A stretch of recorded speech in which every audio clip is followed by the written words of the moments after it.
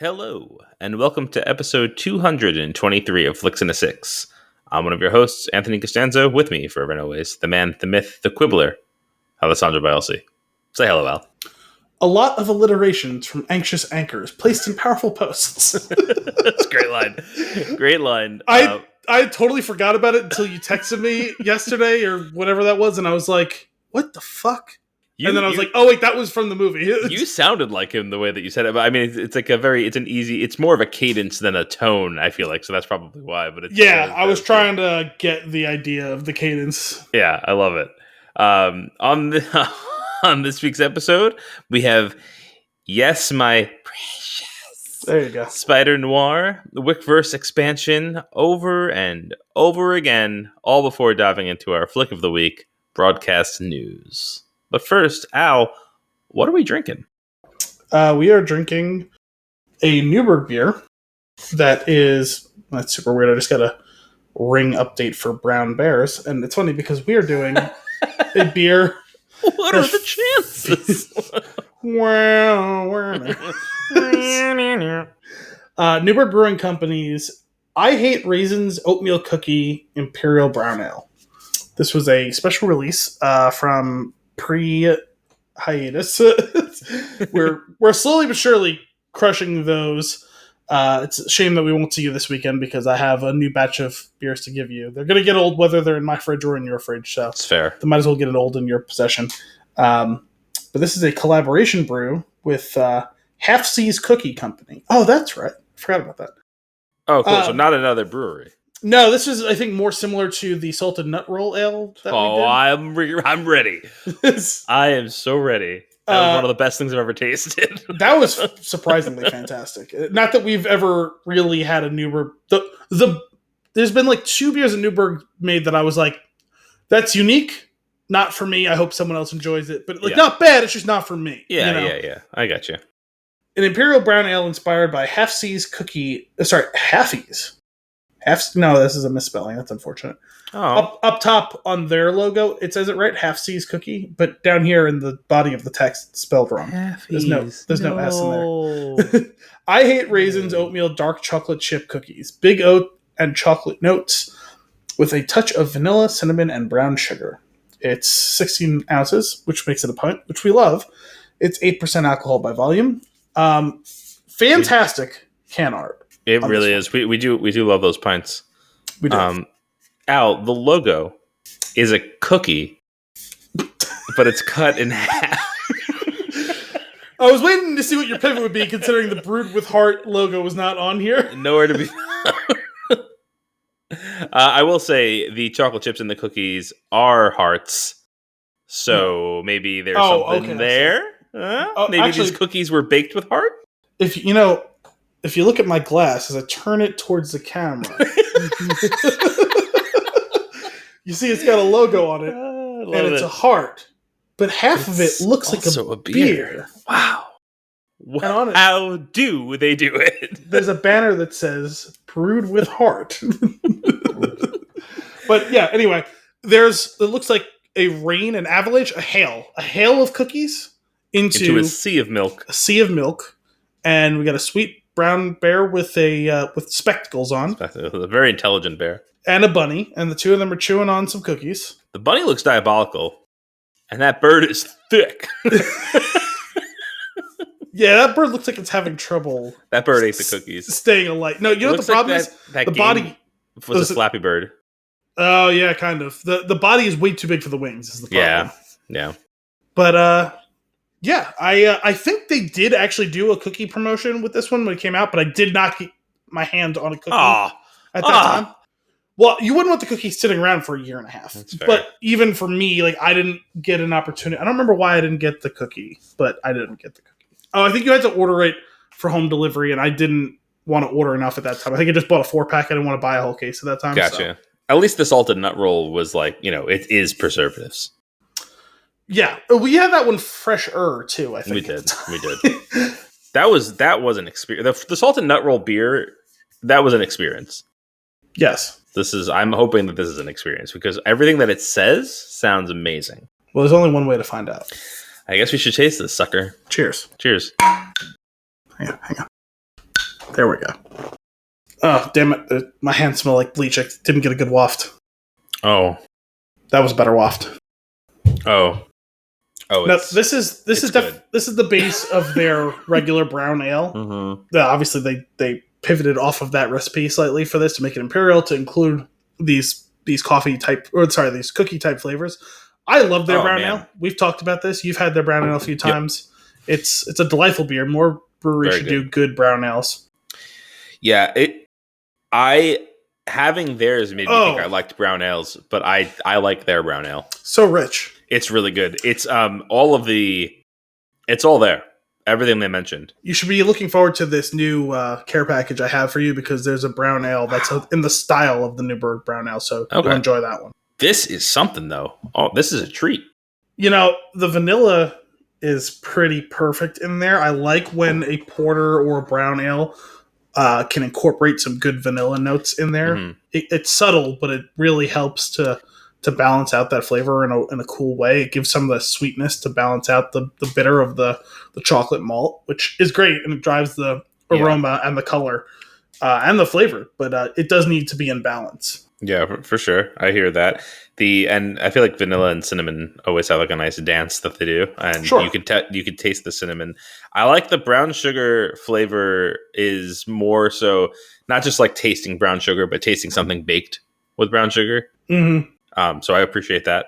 When you do that cookie dough with brown sugar, which not every cookie dough calls for that, but when you do a chocolate chip cookie, my mom did one at the holidays, or maybe right before. That was the first time she used that recipe with like the brown sugar butter in the dough. Oh my gosh, so good. Yeah. So Kim makes these chocolate chip cookies that are to be fair, they're the best chocolate chip cookies. There's no contest. And they are gluten free, and they are low glycemic, and they're amazing. And it's like, this should not taste this good for not being terrible for you.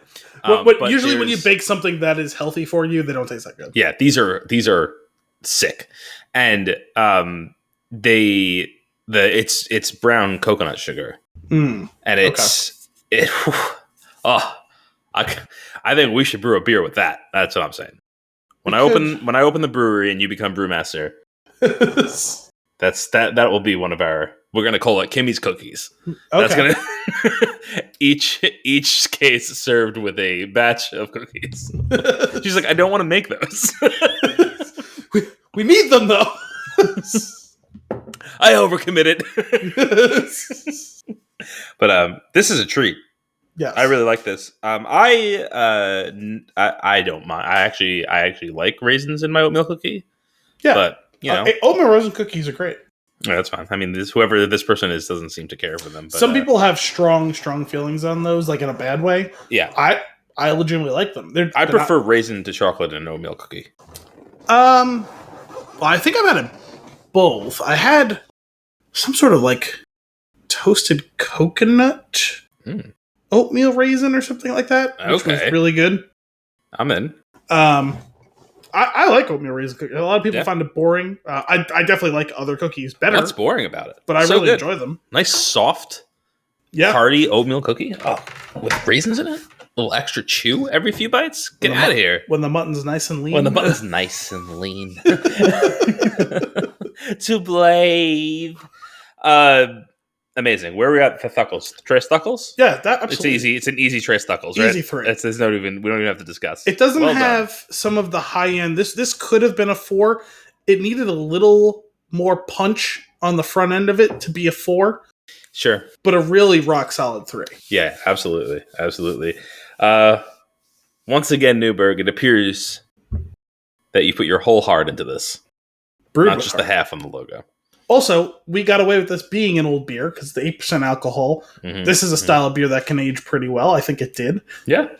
So that's nice. I'd say. It is, we didn't really talk too much about the color. Like, it is like syrupy looking. It's rich. It's dark. It looks like watered down molasses. It looks like my black coffee in the morning. I just got a new bag of a dark roast. I think it's from Sumatra. It's a Sumatra coffee. And real good. Nice. unintended consumption. I've been doing trade coffee for the past like 6 weeks or so.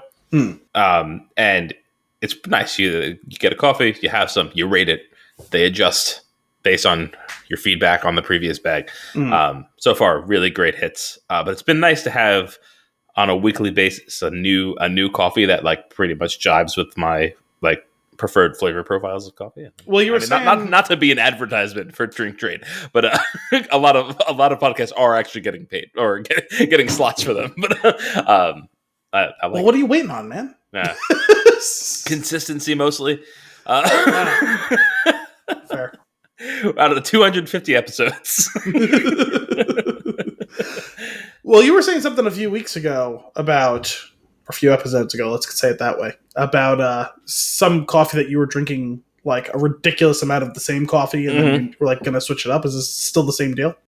I switched it up because I was drinking in the same, and I was getting a little bored of timing it and ordering it and going to pick it up. And I was like, if I just subscribe to this for a bit and get coffee every week, like what better life is there really? But I've also been doing a little bit of a little Japanese cold brew. Okay. Just a brewing style, like with the Chemex, where I'm taking 1/3 of my water to coffee ratio. I'm taking 1/3 of that as ice underneath the filter and brewing directly on top of the ice. So like the coffee's a little bit more concentrated and then gets watered down as it hits the ice. And it is the tastiest black coffee I've ever had. It's like refreshing and delicious, and I'll make you a cup next time you're here. See, I've been drinking black coffee for a long time now. But I've been wary of drinking cold black unsweetened coffee, because I drink my black coffee unsweetened, no cream, no sugar, but I've been wary of drinking it cold.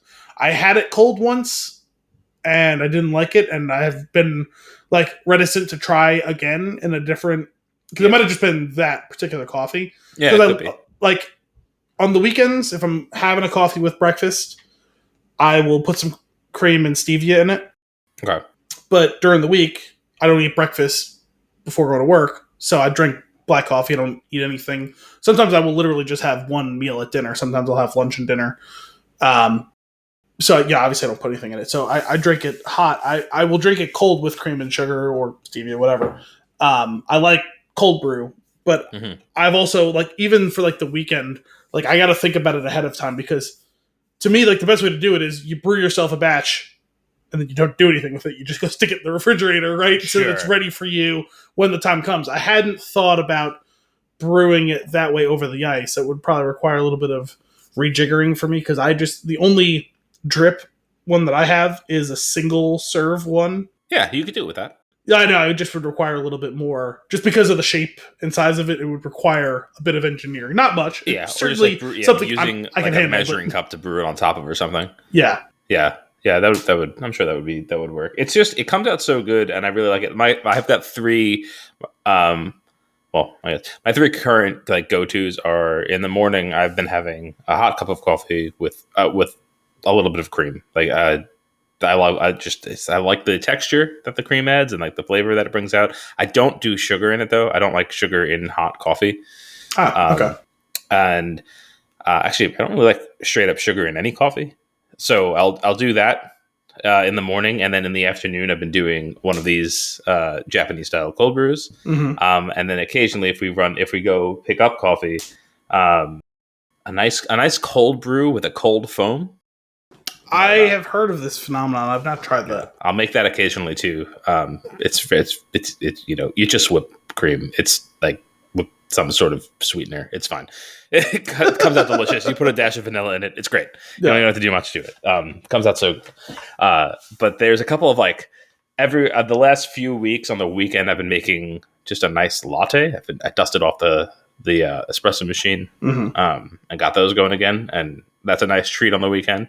And if I'm feeling a little cheeky, let's call it, I'll go to Brew and I'll get I think he calls it a House Palmer, and it's half coffee, half lemonade, and it is so good. That doesn't sound good. It's so when I tell you, it's delicious. I like an Arnold Palmer. I like iced tea mixed with lemonade. I don't like. Yeah. Sorry, I won't say I don't like because I've never tried it. You've never had it. I'm skeptical. I am skeptical. It's citrus can do fun things to coffee. It can. I used to do the lemon peel with espresso sometimes, and then eventually I got but that's kind of a weird. The lemon peel is to clean the spoon, more so than anything else. I mean, I know people twist it in, but I'm pretty sure that was like the point of it. I don't know. For me, espresso is just as is. I like it. I just like it. I like a splash of Sambuca, specifically black Sambuca, but I'll do the clear Sambuca. But it's got to be the what's it called? What the hell is the brand? I forget the brand. The one that's got the Coliseum on the front of it. An R. It starts with an R. It's something Romana, isn't it? But it's. I know what you're talking about. Yeah, because it's the one that say Sambuca, that's what you're talking about. Yeah, the other brands they're not the same thing. It's like when you say a Kleenex. It's like the Kleenex of Sambuca. Yeah, exactly. I was absolutely thinking that. That's amazing. No, but I don't. Well, I will say, like at a holiday, if like family's making black coffee with the mocha pot, like your family does, and we have like 2 or 3 of them. Yeah. The Sambuca and that I do like that. That's fine.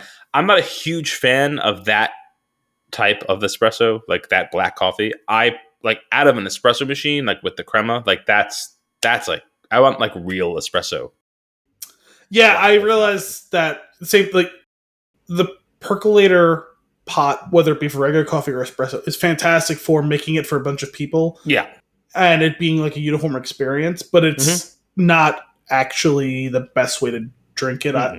Drinking with my French press or my pour over have been significantly improved experiences versus having a percolator. It's because it burns it, right? It's too hot. Yeah, I mean, they also did you make good ones? Like I have an automatic machine that is like damn close to the way that my pour over comes out because it has like the water head has like it's like a shower head, and it's timed so it actually like does a bloom and then it waits and it'll yeah, that's what I'm saying is when you put it on the stovetop it doesn't do that. No, it doesn't do that at all. So you do end up burning it essentially, and like even now, like all the coffee I make is with an electric kettle, so I don't set it to go to full boil. I set the last one we had. I had like a 195 setting. I would use that. This one has a 200 setting, so I use that. Either way, it's below boil. So it's not. I do mine at 205 these days. Yeah, but I like coffee. I do. Same. It was a weird tangent. Let's get into some news and nuggets. That was all. All of that conversation is going to be under the 6 this week. Let's. I'd like to hear about your precious. Well, not my precious, surely, but all of ours. So this is all of our combined precious, our collective precious. So some of these news are from a week or 2 ago, but anyway, Warner Brothers to release a new Lord of the Rings movie, The Hunt for Gollum, in 2026. Peter Jackson to produce and Andy Serkis to direct, which is exciting. Yeah. Warner Bros. Will release the first of its new batch of live-action Lord of the Rings films in 2026, which will focus on Andy Serkis' Gollum.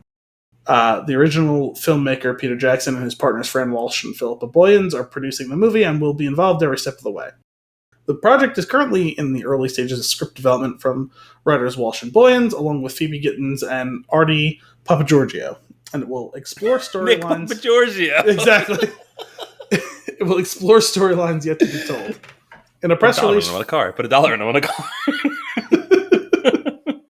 In a press release from Warner Brothers, the studio revealed that the working title for the film is Lord of the Rings: Hunt for Gollum, and it will be directed by and star Andy Serkis in his iconic titular role. The film will be executive produced by. That doesn't matter. No offense. Wow. Well, the problem is this is on Variety, which fantastic news source for movies and television shows, specifically movies, but it's also all of this is sourced from like the agents and stuff like that, so they have to like include the names of everyone who matters. They all have like a word count quota. It sounds like sometimes. Well, there's that too, but they will name drop 30 people that none of us have ever heard. Yeah. Even like the biggest of cinephiles will not have heard of some of these people. The projects will be developed through WB labeled New Line Cinema Free Mode. Sorry, New Line Cinema. Period. Freemode, a division of Embracer Group, made the adaptive rights deal for books including The Lord of the Rings and The Hobbit under a venture named Middle-earth Enterprises. A separate animated Middle-earth movie, The Lord of the Rings, The War of the Rohirrim, is due on December 13th, and director Kenji Kamiyama. That was a terribly written sentence. Never mind. I always get turned around with the Lord of the Rings rights. So they were all very consistently under WB. All of those movies remain under New Line Cinema and Wingnut Films, which is the production company that Peter Jackson has. Okay. The only offshoot has been the Amazon show. Everything else has been under this banner. So this is a continuation of that production. Because they have the rights to the core storyline? Like, how does this work? They up until the Amazon deal, which was literally a pay-to-play type of situation where Amazon dropped a word that rhymes with Ilian and starts with a B to the Tolkien estate for that specific thing. And even there, they actually had to... There were very specific guardrails of what they could and could not adapt within the set of making that show. And what things they were and were not. And basically, I think everything has to be run by the Tolkien estate to make sure it's compliant with that sort of stuff. Interesting. Whereas there's been an ongoing and working relationship for like 25 years between Warner and the Tolkien estate for these movies. So I don't know more than that, but that's the gist of what the current state of affairs is. I'm sure there's greater detail out there. I just don't have it at my disposal. But this is the last, I think, little bit in this story here.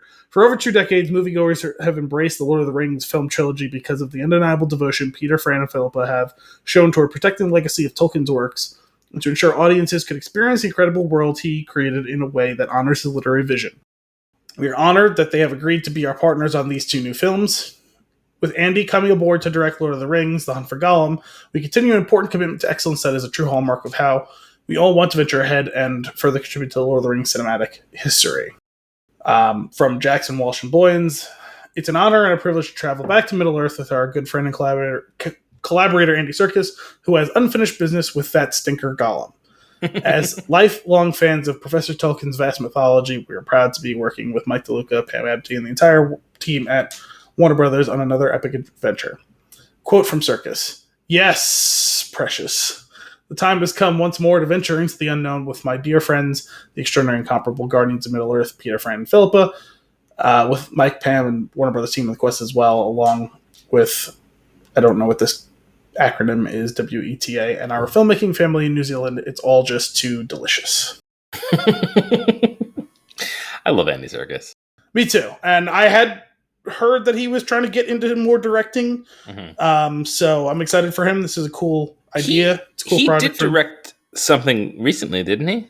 I think so. Or I don't know if it's come out yet or not, but I know I remember we talked about it a while ago that he was going to direct something. Did he? Hang on. I'm gonna look this up real quick because I feel like I know I was trying to as well, but my IMDb was fighting. Oh, he directed Let There Be Carnage? Was that it? Google would have me believe, but I don't trust the results at the top of the screen, so I'm going to dive in. Yes, he did. Huh. Oh, and also this Mowgli Legend of the Jungle from 2018. Okay, that's the thing that I was thinking of. He directed Mowgli, The Ruins of Empires, Breathe, Heavenly Sword video game. He was a dramatic director on that. I'm not sure what that means. This Mowgli movie was an animated movie. Yeah, I remember this, but it's a good the boy live action? Maybe not. Oh no, you're right. Sorry, this was like a. Did I see this? Sorry, I saw a screenshot and it looked animated, but it looks like it's this is a live action one. But they did that other one with Favreau, right? Yeah. That was just Jungle Book, though, wasn't it? Yeah. Okay. Because that was also I saw. That was also live action. Yes, I think so. Weird. I don't know. It doesn't matter. How do you? I mean, more movies in the Lord of the Rings universe. Where are you at with this? For me, as long as they're they're good, I'm always excited for it, right? Like, that's with like a lot of things. I mean, that's kind of a cop out for me to say that, but I mean, I'm intrigued. I'm curious why they think that there is such a story to tell, because we've already gotten the important snippets of his life. I mean, we know Gollum was alive for hundreds of years, so like there certainly is the potential for untapped stories to be written there. Yeah, I'm with you on that. Like, and like obviously, if it's good, I will say like when I heard this stuff was announced, like the outlets that I listened to, like everybody, it was like they're reading off the same, like, I don't know, reaction card of like, can't they just leave it alone? And I'm like, I don't get that. Like, I love the original 3, right? The Hobbit I would love to rewatch, but largely forgettable because I don't remember any of it. I've watched all of it, I don't remember any of it. But like, I'm not like upset that it exists. It's having something else come out in that world that was so well realized, with people at the helm that, I don't know, loved being in it.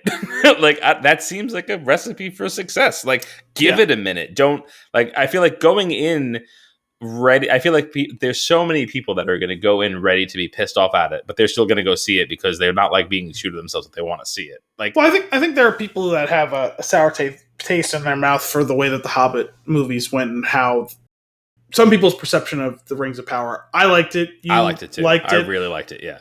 Didn't love it, but liked it. Yeah. A lot of people didn't, and like that's fine. Like, it's not everything's going to be for everyone's taste. Like, I certainly understand some of the criticisms. I even share some of the criticisms, but I still felt that the good outweighed the bad, even though there was some bad. That shitty kid. He was the shittiest Sildor part. The shittiest Sildor. Well, that was I don't know if you remember that, but that was a thing. Yeah, he was horrible. He was horrible. No, from one of our episodes. I know. I know. That was the only bad part. But yeah, I was more excited for the Rings of Power project because it was still within the world, and we had heard about these things. And it's like, oh, there's more story to tell in the sense of, I remember them talking about that in the indexes and the stories told like on the road during like the Lord of the Rings about like Morgoth and the Rise of Sauron and all of that. Like, there is a whole tapestry of stories to tell there. Mm-hmm. The reason that the Lord of the Rings is the unquestionably, like the actual original trilogy is like the unquestioned best thing, is because it's what was the most devotion and heart and effort and attention to detail poured into those books, which left such a rich canvas for them to work with and figure out what things they needed to add, subtract, adapt, verbatim, all of those things. And the vision, there is such a level of care in those movies with what was done. With the Hobbit movies, I understand why they did it. I understood why they split it up. I ultimately thought it should have been probably 2 movies, which was what it was originally announced as, because it's the shortest of the 4 books. It didn't need to be 3 movies. There was probably a way to do it, because some of the stuff they added could work within the framework of that. But I think he went in a direction that didn't quite make sense. The tone of that book is different than the trilogy, even though there's certainly a lot of overlap. It's definitely my least favorite of the 4 books. I liked it, but it's my least favorite. I think it's because there's only one real... there's 2 characters in that book, really. It's basically just Bilbo and Thorin who actually get fleshed out as characters in that book. Even though there's 14 main characters in the book. So there's only so much you can go on. And actually, what I think is probably the best part of those movies is the fact that they gave like half of the dwarves actual character arcs, or at least personalities, in a way that like the book didn't really. Balin and Dwalin get their own little arcs. Philly and Killy get substantial arcs, and they had moments in the books, or in the book. But the rest of them are largely just Well, no, I said books and realized no, it's just the one. It's just the one book actually. Versus like in the trilogy, the whole 9 characters, they all get characterization. They all get arcs within the trilogy of books in a way that the traveling company didn't in the Hobbit. That's the difference between a single novel and an epic tale. I feel like that, like the 3 books are. Well, let me phrase it a different way. In the Fellowship of the Ring, which features that's fair. In that one, they all. And to be fair, 9 is less than 14. It's easier to spend a little bit more time, but they make a really concerted effort to do that. Yeah. So that's, I think, really where that book goes wrong as far as adapting it to movie, is you're trying to figure out how to balance everyone's screen time and then also tell other interesting stories. I like that he tried to tell those other stories. In the book, it's just like Gandalf goes away for a while, and then he comes back and kind of half tells them what happens, and it's like, right. That could make for a compelling story. The thing is, they got so convoluted in what should have been a little bit more of a straightforward thing. I think if the way that they talked about all of what was going on was a little more straightforward, I think it would have worked. Because, like, the action sequence, and also the other big thing is the just crazy over-reliance in CGI for no real good reason. In the same way, like, there's no good reason for why Lucas overused CGI in the prequel trilogy. I would argue that not for storytelling purposes, but for the time and the evolution of technology, it makes sense. I mean, it makes sense for sequences, but like when you're doing a massive pitched battle scene and you have battle droids versus clones, it's going to be CGI. And like, I totally get that. I have no objection to that part of it. But when they're shooting scenes and it's Obi-Wan talking to clones, and even the one that you can see Tamara Morrison's face on it is a CGI body. Like, there's no good reason for that. You know what I mean? Like, they CGI'd his face onto a fake clone body. It's like, you could just have him standing there in clone trooper armor. Like, what would be the problem in doing that? Yeah, that's fair. I've been wanting to rewatch The Hobbit for a while. The Hobbits, as I call those 3 movies, the Hobbitses, the Hobbi.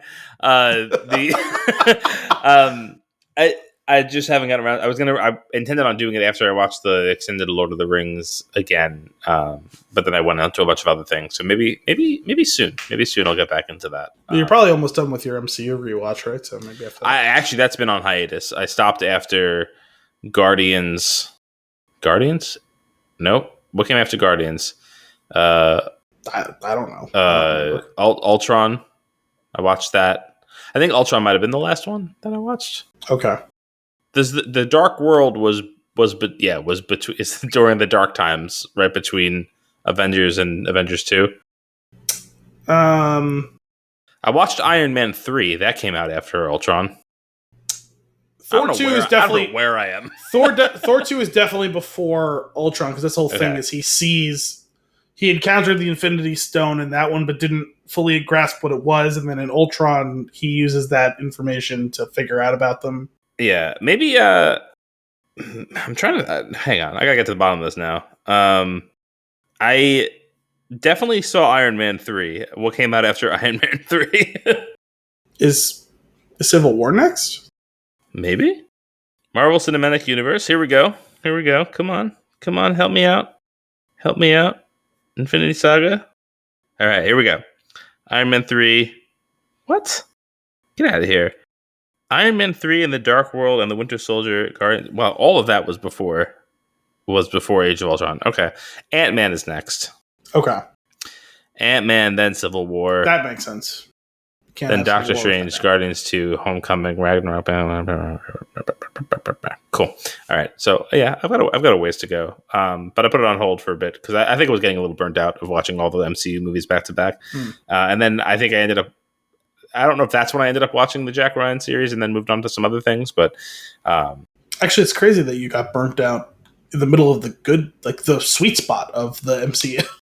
You know what it is? Over the years, obviously, you know that my opinion on Winter Soldier has changed, and now it might be the best movie ever made.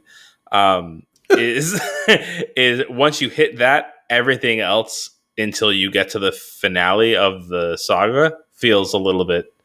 It's like, okay, I've seen it enough times at this point. I think that's where I'm at. I think I may have overdone the MCU on rewatches during the MCU. Got it. So like in revisiting it, I was old. Like I put Guardians on and I was tired.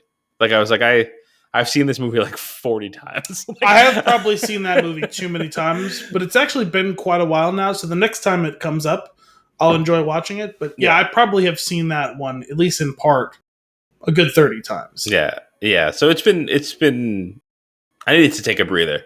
Yeah. Because all of this, the whole reason for rewatching it is I want the build up and then I want to watch Endgame and have that punch again that it had the first time. And it's never going to have that. But no, not entirely, but you can get some of it back. Yeah, no, of course. And the amount of time I waste watching the older movies leading up to it, the more removed I will be from it when I get to watch it again. And like, things will come back to me like just before they're happening, which is the closest thing you could have to watching it for the first time. Well, there's something probably to be said where you're going through this whole rewatch of the 20-something movies. Mm-hmm. And then like, try that again in 2030. Yeah, I am so looking forward to watching it with the boys. Yeah. I mean, like you can watch the ones you really like. Or the ones, you know what I mean? In between, but like, don't watch the ones you don't like for like 5 years. The ones that I really like, they're so goddamn depressing. I gotta stop watching them. It's funny, I saw this prompt online the other day. It was like, I didn't do it, but I just like looked up for like the sake of like trying to like recall what came out in that particular year, because at a certain point, like all these movies like blur together in the sense of like, I know like that movie came out plus or minus this year, and it was like pace your favorite movie from the year you turned 18. So I went back and looked at the movies that came out in 2008. My first impression was a lot of movies came out that year. It's been a long time since that happened. Like movies that went to theaters, not just like movies that existed. Yeah. 2, pretty damn good year for movies. Yeah. Take a look through that list. There was a bunch of them that I was like, yep, no, that definitely came out that year. That definitely came. And there was a handful of other ones that was like, oh, I thought that was a year earlier. I thought that was a year later. And I was like, as I was going through, I was like, fuck, man, I like a lot of these movies. Yeah. Like, highlighted by like The Dark Knight came out that year. Yeah. It's crazy to think that The Dark Knight and the first Iron Man came out in the same year. That is insane. Right? So those were some of the headliners, but also... That's a crazy concept. I think forgetting Sarah Marshall and Pineapple Express and Zack and Miri and Role Models all came out that year. Amazing. Which, like, that's a pretty strong like group of comedy movies from the same people. I've talked about this with you before. I'm not sure. I think we probably brought it up on the show here and there, but like that was prime time, like, which is incredible that was one of the best years for movie releases, where I was seeing 2 movies a week for the entire year. Wow. Like, because during all through, I feel like all through, like from maybe late junior year of high school, because I think that's when I had got my license, through college, while I was working at the pizzeria, on Friday and Saturday night, we would just go to the movies. Yeah. And it's just like, I mean, I feel like I saw anything that was notable that was released during those years, I saw it in theaters. Anything you had heard of or had an actor or actress that you had heard of, you saw. Yeah, and that doesn't even count the movies that I saw multiple times. Yeah. Right, like Forgetting Sarah Marshall, for example, like I saw that multiple times. Dark Knight, obviously, I saw like a dozen times easily. Yeah, it's and like when I got into like junior, I think it was junior year of college. That's when I started getting on the lists for the previews. Forgetting Sarah Marshall being the first one. That was the one that I got. That's when so my friend was like, because it was a sign up, like on the street sign up, and they were able to bring a guest. So he brought me, and I signed up when I got there. And ever since then, I get emails like every few weeks for screenings. It's great. I mean, I can't go. I haven't been able to go in a few years, but like, it's awesome. It's something I've always. They don't stop sending them, which is cool. That's something I've always been envious of. If I had known at that time, I would have loved to try and do something like that. Obviously, a lot harder for me. I live a lot farther away from. They also they were at the most inconvenient times. Wow, which is like weird.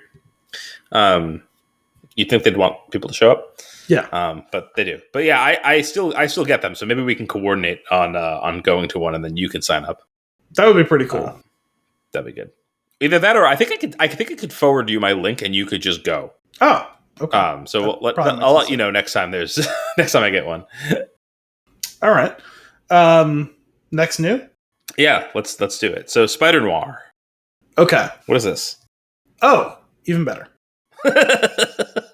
Nicolas Cage to star in Spider-Man Noir live-action series at MGM Plus. Oh, Amazon dear. Prime Video. Nicolas Cage will once again play Spider-Man Noir, but this time in a live-action series. The series will debut domestically on MGM Plus's linear channel, followed by a global launch on Prime Video. Variety exclusively reported... MGM Plus, no one's going to see it? Got it. Well, they're trying to build out that brand, because Amazon Prime now has a couple of, verticals underneath it. Because there's what really grinds my gears about Amazon and the Prime Video service is, one, they raise the price or you watch ads, which is bullshit. That's one. And two is every time I go over a movie and click on it, it's like it's on Freevee. It's like, no, show me what's on your service and get out of my house. The ads thing, I was really mad when I saw it, but I just was not going to increase the amount I was paying them. Same.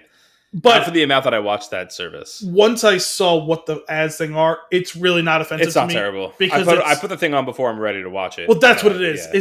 It's just, here's 90 seconds of ads before your movie starts. It's like, okay, that's fine. If you want to do that, I will not object. Especially considering it's all ads for stuff on their own service. It's not even like they're hawking something. So it's like, yeah, you know, it's a little bit better. Yeah, it's because it's not breaking the flow of watching the movie. So it really doesn't bother me actually in the slightest. Mm-hmm. Anyway, to continue. Variety exclusively reported the series was in development in February 2023, though Cage was not attached at that time. This was part of Amazon's upfront. This is the other crazy thing, is because Amazon's in the ad game and all of the tech companies are now getting into the ad game because subscription service revenue is not enough. So all of these are just going back, and yet again, I'm just going to keep reiterating that we talked about this 5 years ago. Mm-hmm. Expanding the Marvel Universe with Noir is a uniquely special opportunity, and we are honored to bring this series to our global Prime Video customers, said Vernon Sanders, head of television for Amazon MGM Studios. The extremely talented Nicolas Cage is an ideal choice for our new superhero, and the accomplished producing team with Phil Lord, Christopher Miller, Amy Pascal, and the incredible team at Sony is dedicated to expanding this franchise in the most authentic way. Cage previously played Spider-Man Noir in the Academy Award-winning animated film Spider-Man Into the Spider-Verse. This will be the first time the character has been portrayed in a live-action project. Per the official logline, Noir will tell the story of, quote, an aging and down-on-his-luck private investigator in 1930s New York who is forced to grapple with his past life as the city's one and only superhero.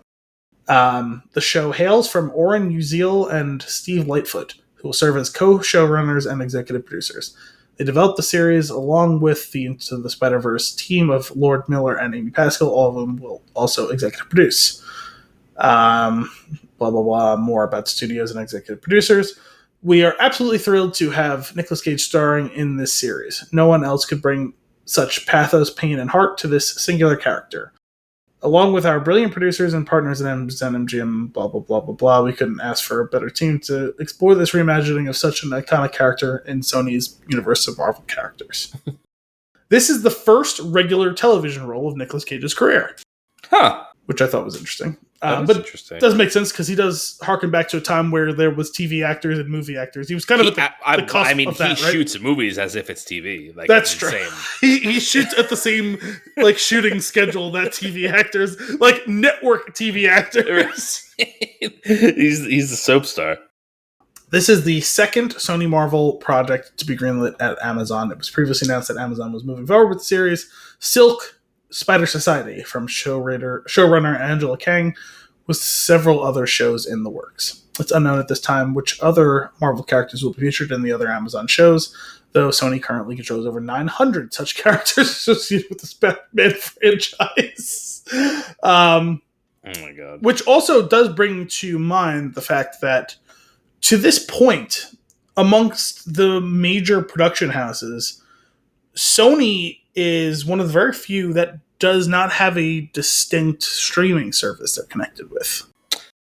They have They do. They have one called Bravia Core. That's not real. And it's only available on their products. Never heard of it. I have it. I have it for the next year or so. I bought a Sony TV and it came with it. I don't believe you. It is the only feature of note is that it's like one of the highest quality streams you can get. Like you can get like a full blown, like legit 4K stream. Well, Amazon's bad. Well, sorry, let me rephrase. Non sequitur. Amazon. No, it's not a non sequitur. We're part and parcel of the conversation we were having 45 seconds ago. Sorry, I don't know where that came from. Anyway, back to... No, I am so mad because of the amount of money that they charge, and they, like the other major tech companies, are trying to get into the last bastion of live television is sports. Amazon got ahead of the other tech companies. YouTube is caught up rapidly. Apple TV is in this mix as well. Netflix now officially in the game as well. Mm-hmm. When you stream a movie or television show on Amazon, they look great. The streams are great. When you stream a sport live, so often it looks like I'm watching like a TV from 2003. Yeah. Which is really frustrating. And this is again what you know what else looks that way? This video call. Honestly, what are you doing, Skype? This is 10% better than Amazon. I'm not even joking. That's incredible. And this is the thing that has made me so reticent on the whole like cord cutting thing, and the fact that we're going back to just cable bundling anyway is sure. like why bother to begin with. But you can have fantastic internet, and it doesn't matter because these streaming platforms, no matter how many billions of dollars they piss away trying to do all of this, they still have not found a way to consistently and reliably execute at a very high level streaming live broadcasts that many people are watching at the same time. Mm. It's a real problem that they have not addressed yet, and yet they're trying to push everyone to do this. And it's like, right. No, I will do it when you figure it out, not before. Right. I'm not going to do it because you tell me to. You. Yeah. Because you know what streams fantastically? The DirecTV app on my fucking phone and computer. Well, yeah. On your phone, it's not high quality, so... Higher quality than the Amazon stream for the Yankee game I was watching on my fucking 4K TV earlier, so... Sure. That's my frustration. I bet you there's also, like, some sort of... there's something probably in the rights of, like, yeah, you can stream these sports games, but... No, the 480i. No, the amount of money that they're paying for, no. Amazon paid, like, $1 billion a year or something. No, sorry. They paid... I have to find this number because it is pretty relevant.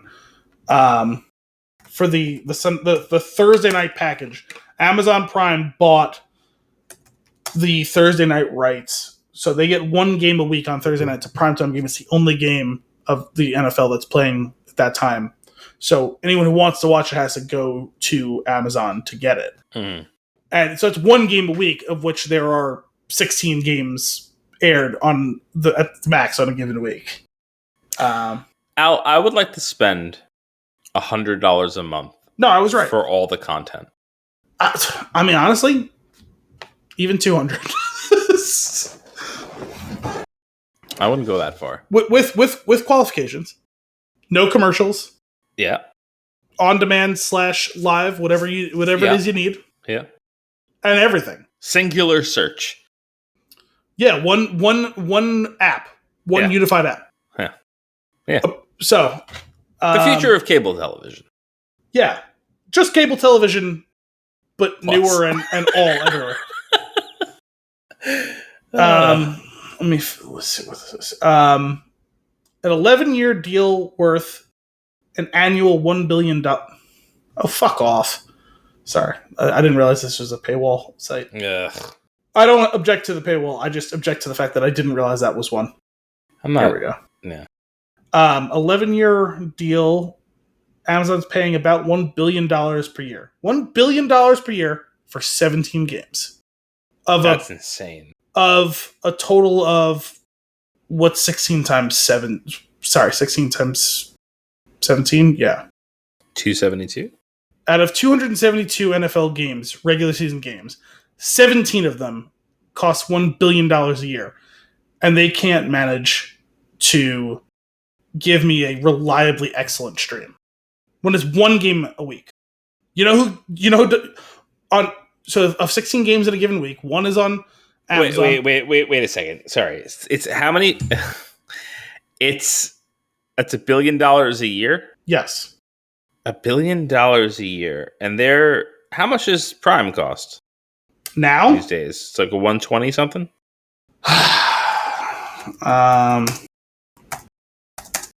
It's there's like a breakdown. Current Prime membership pricing, $14.99 per month or $139 per year. Just for Prime Video is $8.99 a month. $139 a year. Hang on, I was just trying to figure this out.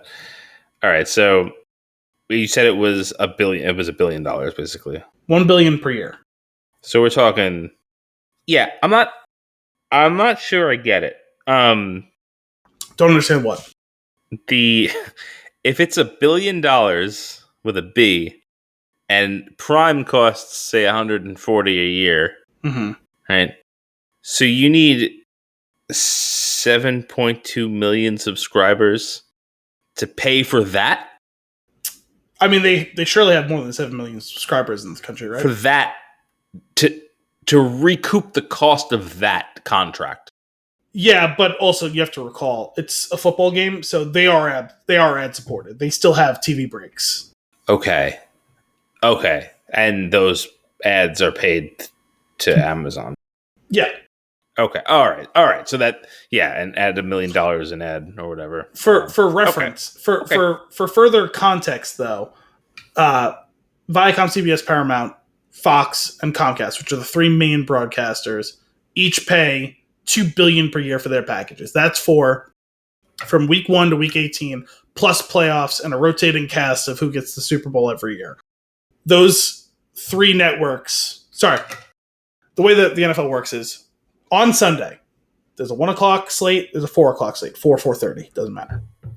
Those are on a maximum week. You have one game on Thursday, one game on Sunday night, and one game on Monday that are not included. So 13 games are split between Fox and CBS in a given week, plus playoffs and Super Bowl. They each pay $2 billion per year.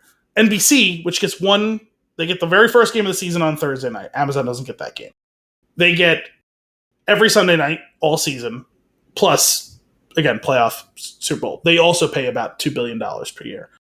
ESPN and Disney pays $2.7 billion per year for just the Monday night game. They actually get a couple weeks. They get 2 Monday night games.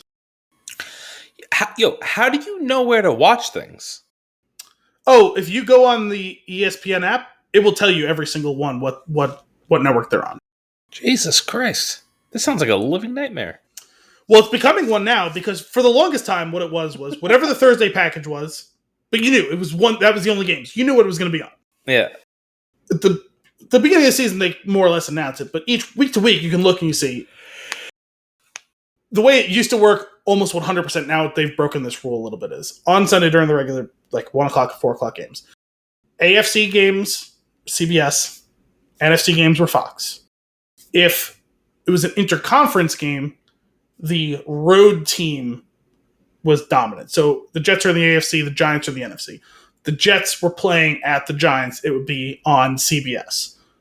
And that was all. This is part of antitrust laws because there's antitrust laws and there's some sorts of tax exempt status for all this stuff with the NFL. This was to make sure the people in the home market could watch every game on TV during the course of a year. They've broken up some of those things, whatever. Even now, it's pretty easy. On Monday night, it's always ESPN. On Thursday night, it's Amazon. All of the regular slate is on either CBS or Fox, based on your region. So it doesn't matter. There's no guesswork. You put on Channel 2 or Channel 5, you're getting the game that's on there, right? Got it. Sunday night's on NBC. But now they've added... But even that is crazy to me. All of it's crazy. It's not. It's actually not that crazy. But maybe I'm biased because I've watched football for 30 years. I don't know. And this is more. Even what I've just laid out now is more complicated than it was years ago, but it's 90% the same. This was they just announced this year that they're adding 2 games that Netflix is going to stream on Christmas. This is where I was like, fuck, man. Like, come on. Like, this is like ridiculous. Yeah, no, this is what I was getting at, where all the streamers have realized the golden goose, the last thing that people actually care about to watch live. Yeah, there's an event show every once in a while. There's a Game of Thrones. There's a Mandalorian. There's the show, the thing that people will actually sit down that you can hold hostage to watch something is sports. It's the only thing. You get the Oscars once a year. Sure. Oh, yeah, this doesn't really count. But you know what I'm saying? It's a niche audience. It's me, it's you, it's Kim, and there's a couple million people that sit down and watch it. Yeah. But like the average Sunday night game in the regular season will have 5 to 10 times the amount of people watching the Oscars once a year. Jesus Christ. It's just the math. And the Super Bowl, every year it's like 150 million people are watching in this country. So live sports rights for all of them, though, is creating a portfolio, right? More people are going to watch the average NFL game than are going to watch the average nationally broadcasted baseball game. The inventory is different. There's 10 times more games of baseball than there is in football. All this stuff, whatever, doesn't matter. How did we get to this? Amazon.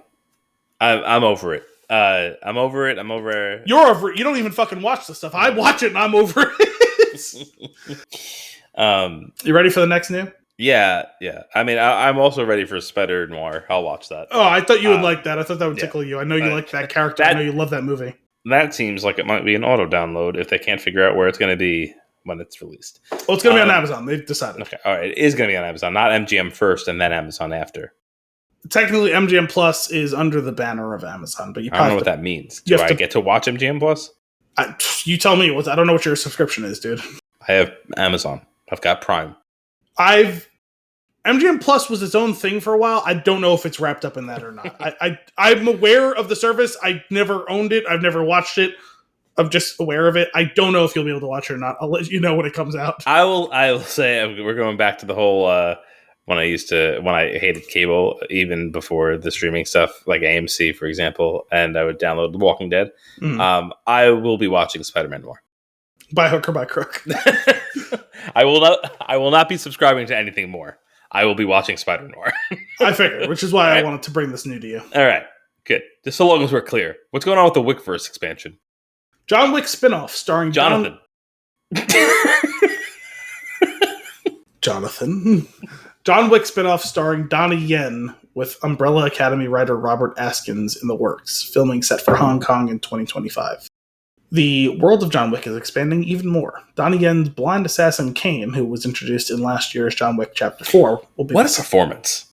Will be the center of a new spinoff. There are no other details yet, but the spinoff will continue Yen's story arc following the events of John Wick 4, as Kane has been freed from his obligations to the High Table. He wrote Robert Askins, who's written for Netflix's The Umbrella Academy and AMC's The Sun, and received a 2015 Tony nomination for his play Hand to God, is writing the screenplay. They will begin production on the untitled movie next year in Hong Kong. It's developed through John Wick director Chad Stahelski's development deal with Lionsgate to oversee the action franchise. Stahelski will produce through his 8711 Entertainment along with Thunder Road's Basil Exposition. I didn't know how to pronounce that last name, so. Working on John Wick Chapter 4 was an extraordinary experience, said Yen. The reason these films resonate so deeply is because, like myself, Chad, good. Basil, and Erica pushed themselves to create action fights and stunts that are not only thrilling, inventive, and artistic, but also expressive of character, story, and emotion. Kane is an incredible character with a haunted past, and I'm excited to return to the role. I'm excited to return to the role. Yeah, no, I thought he was great. I like of that character. I like the character. Yeah. I don't know if it will work the same with him as the lead, but I am willing to give it a shot. Yeah, I think if they have something that they do. I mean, we talk about the world building in John Wick so much in previous episodes. I feel like people that get that property and can work with that property it'll be something awesome. So I'm excited to see what it is. Yeah, me too. And did you ever get around to watching the Continental show? I have not. No, me either. It's on Peacock, right? Bro, what are really asking me for. Pursuant to our conversation from 5 minutes ago. Which drives me crazy lately is I'll search for something like in the unified search of like say Apple TV or even Google TV or whatever, whichever one I'm using at the time, and I'll be like, this thing I want to watch, and it'll be like, it's available to rent on this. I'm like, okay, well that's not going to happen because I pay far too much to be renting something. But then I'll Google it. Mind you, I've used the Google search on the device. Then I'll Google it on my phone. It's like, it's on HBO. And I'm like, why doesn't it show up in the results then? I mean, by and large, I know you have your quibbles with the service. By and large, if I go on IMDb and search a show or movie, it'll tell me what streaming service it's on. Oh, okay. I could check that. I haven't tried doing it on IMDb. I'm not a fan of the 16 clicks before I could click the search bar, but it's better on the phone app than the browser. Okay. At least that's been my experience. I don't know. Maybe I'll leverage that. But that's what I usually do first and foremost. If I don't know where something's going to be, I will look there. I would say I reliably get the results I'm looking for 90% of the time. But this search will be like, it's on Netflix. It's on Amazon. It won't tell me if it's on HBO. It won't tell me if it's on... And so, like... Honestly, IMDb didn't used to do that. They've done a better job now of pulling from the feeds of getting a wider range of services where like you'll click on it and it'll be like, oh, it's on HBO and Peacock and available to rent for $3.99 on Amazon. Like it'll tell you like those like three things or like whatever the particular like version of that is. Like so it's gotten a lot better. It's not perfect. I'm sure it misses stuff once in a while, but like by and large I've found it to be a pretty useful tool. Cool. This feels like something ripe for making an app for. Maybe I'll do that. There have been apps that have done it, but I feel like over the years I've heard people quote the names of different ones. So I think there's been a rise and fall of different apps that do this. Okay. It just needs to do it well. It needs to do it fast, and it needs to be like, I don't know. There needs to be like a phone shortcut or a browser plugin. It's gotta be snappy. Yeah. All right. Anyway, we'll watch that. Eventually we'll watch The Continental. I think it was a 3-part mini-series. Oh, I'm all about that. That sounds great. I think each one was like an hour, though, so it's like... Great. It's like watching a season of Sherlock Holmes. Sure. Did you ever watch the show? The Sherlock? With, no. I like Cumberbatch and Freeman. Yeah. Just great. It's great. I only saw the first 2.5 seasons. And then I stopped for whatever reason, not because I disliked it or anything. Something happened, but I've been wanting to go back to it. But I'm waiting because I think Kim will be into it. So we have to start it at the time where she's in the mood to watch it, and then she'll be hooked by it. Hopefully, otherwise I'll just carry on and finish it myself. Got it. But it's very, very good, really entertaining. Over and over again. What is this? It's my most cryptic new because I did not want you to. I didn't want to taint the jury pool before I could read you the whole thing. Okay. This is on Collider. Why Kraven the Hunter's release date was moved to December. Jesus Christ.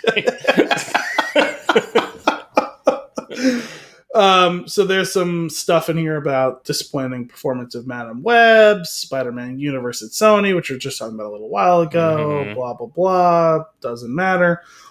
So Matt Tolmack, who was one of the producers, was talking about a wider range of things, including promoting some show that he was producing or making, I don't know.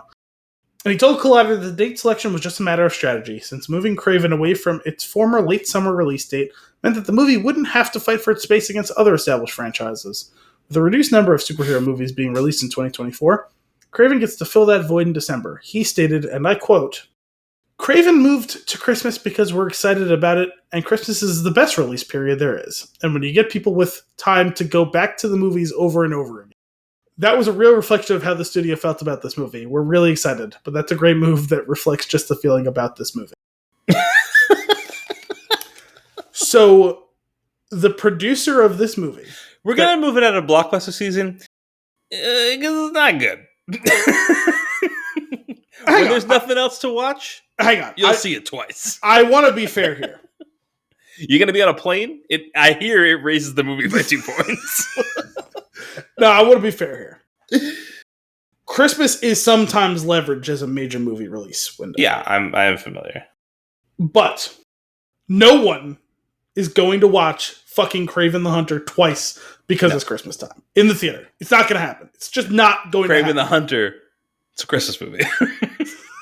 Unless they cut a trailer, the fucking Christmas song, to advertise the fact that it's Christmas.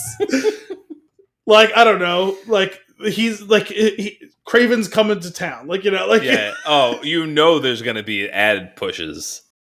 Like that. God, I can only imagine. But I will be fair. It's not. They didn't say we're pushing it back to February because people are going to go back to the movies to see it. Because that's where movies go to die, right? Is January and February. Both Avatar movies have come out. Or Oscars movies. I'm pretty sure both Avatar movies came out in December. Multiple Star Wars movies have been released in December. Yeah, that is a time where blockbusters get released. Yeah. Not this one though. No. This is bad. This is a bad movie. It's gonna be bad. I don't need to see it or hear anything more about it to know this is a bad movie. There has never been another movie in the history of movies, to the best of my knowledge, that has been pushed back, and the point was, we think you'll come back to see it again. I've never heard of that before, right? During the pandemic, movies got pushed back because they're like, we're hoping you won't get sick, and so you'll come one time to see it. Right. Never has it been advertised, you'll come back again. Yeah. Because you like it so much. It's not... I saw that quote. The Christmas movie's so nice, you'll have to see it twice. Kringle and Kraven both start with a KR. The cravings won't stop. I saw this quote yesterday, and I was like, oh, thank sweet God that this is readily available for me to put this in for tomorrow's episode. Oh my God. What's crazy is Kraven? Madam Web trailers looked horrible, right? And then it came out. By the way, Madam Web's on Netflix now. Oh, fantastic. I can't wait to watch it. We might have to do that next week. I think so. I'm in. Let's call it now. Next week, prepare yourselves. I am going to hate watch the fuck out of that movie. Yeah. I'm excited about it. But the idea that this is the only movie that in recent memory I can remember hearing interviews from people that are in the movie, basically pleading the fifth. And it's just straight up, the dialogue, it could be better. Things like that. When the pull quotes of the positive reviews are, it sure is a movie. If only it came out in December. I would have seen it twice. If there was nothing else to see. Oh my God. That's incredible. The audacity of that quote, I was like, I have to share this. I think we should see it twice. I think we should you and I should see Kraven twice. Maximum insult, double feature, one price. Yeah. just gonna sit in the theater until the next one starts. Yes, because nobody else is gonna be there. No, God no. Oh, ouch. Zing. Why did you just turn into Adam West Batman all of a sudden? Kabam! Pow! It's because the beer is 8%. Let's get into some consumption. Oh man, Al, I've got some things to go over in this group here. What's your list look like? I also have some things. It's only a few things, but okay. I'm excited to talk about all the things. All right. You want to start? Sure. You want to do I got 2 Star Wars. Do you want to do 2 Star Wars? Let's do them back to back. First of all, did you watch Tales of the Empire? No. Let's start with that then, because I watched all of it. I watched the first 3 last week, the other 3 this week. 6 episodes total. The first 3 are about Morgan Elsbeth. She's that character who was introduced in the Mandalorian Season 2. She featured heavily in Ahsoka. She is a Night Sister who became the governor of, I don't remember what planet it was. And she is incredibly loyal to Thrawn, for people who haven't seen all of the stuff or whatever. So there was a 3-episode arc explaining her backstory prior to us seeing her in Mandalorian. 1 episode featuring her, the fall of Dathomir at the hands of the Confederate forces and Grievous, and then how she became Kenobi. How she became part of there's a lot of wheezing in Star Wars. Yes, well, specifically with him. I mean, Vader wheezes, I guess, but Saw. Oh yeah, you think with modern medicine, although it's a long time ago, but you think with modern medicine there'd be less wheezing. I don't know. Anyway, how she becomes part of the Empire, how she is introduced to Thrawn, and how she sets herself on the path towards not being aligned with the New Republic. Those are what each of the 3 episodes is about. Cool. There was some interesting stuff. The thing is, we already knew most of the details about the fall of Dathomir. Anyway, we've seen that story told a few times. I mean, it was cool to see it on screen. Sure. A lot of slaughter, but it was an interesting thing. The second episode actually has the most interesting stuff in it because you ended up going back and finally watching all of Rebels, right? Yes. So there was an interesting nugget in this episode. She was the one who created the TIE Defender program. Oh, cool. So that's an interesting bit of tying it all together. There's that Imperial, is he an ISB officer? I forget his name. Guy with the beard who I think was in Rebels. He connects her with Thrawn. He takes an interest in the TIE Defender program. We know Thrawn is the biggest advocate of the TIE Defender program, and that's why she's so loyal to him. So that was actually pretty interesting. Pretty good runs with the TIE Defender and X-Wings Miniature, the tabletop game. It was a cool ship. It had some cool moves. Overall, like the third episode did not have a lot of important stuff to it. I would have preferred if her story arc, instead of when she was super young, when she first gets joined up with the Empire, and then with the whole joining of the rejection of the New Republic. I wish they would have eliminated that episode and actually had another episode showing her actually working in service of Thrawn to get a little bit more about that relationship. I think that would have been cool. But overall, those 3 episodes, they were fine. They were good episodes. It just wasn't as much new ground as I would have liked. The other 3 episode arc, I found to be much more interesting. Still not perfect, but cool because there was a pretty important loose thread from the Clone Wars show. For everyone who's seen the Clone Wars knows of the character Barriss Offee. She's Ahsoka's best friend when they're both Padawans. She betrays Ahsoka. Terrorist bombs the Jedi Temple, which is what is ultimately the taste of betrayal. Yeah, it's what leads to Ahsoka leaving the Jedi Order, is because she frames Ahsoka for doing it. The Jedi Order expels her. Anakin is based. You never watched any of this? We never talked about this before? So I couldn't remember. Well, you watched Rebels. I couldn't remember. I knew you hadn't watched all of Clone Wars. But I kept trying to watch Clone Wars and it just kept not happening. Fair enough. So anyway, the TLDR is Barriss blows up the Jedi Temple, frames Ahsoka. Ahsoka kind of goes on the run, but she's also trying to investigate to find out, because obviously she knows she didn't do it, to find out who did it and why. This is all part of the... Barriss was one of the couple of characters who started to notice alongside the other similar characters who went through similar arcs are Maul and Asajj Ventress, who figured out that there was more to the story of the whole Civil War and that they were all being manipulated. It's just that none of them ever figured out who it was until it was too late. But she knows that the Jedi are being manipulated, but she also senses the corruption within, not an inherent malicious corruption of the Jedi Order. They weren't actively trying to do anything wrong, but that they, because of their inattention and inactivity, were getting drawn into this whole thing. Because one of her big lines when it comes to like that she did it was, the Jedi Order is supposed to stand for peace, and instead they're carrying out a war for years and years. They're not doing the things that they say are what the Jedi Order is supposed to do. So Anakin is the only person who actively supports Ahsoka, which is why their relationship is okay still through all of that.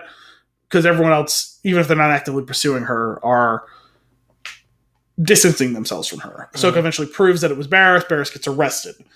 This arc starts with her waking up from a nightmare and seeing the Jedi Temple burning again. And it's, kicks off basically with Order 66. It's about, the first episode's about the formation of the Inquisitorius.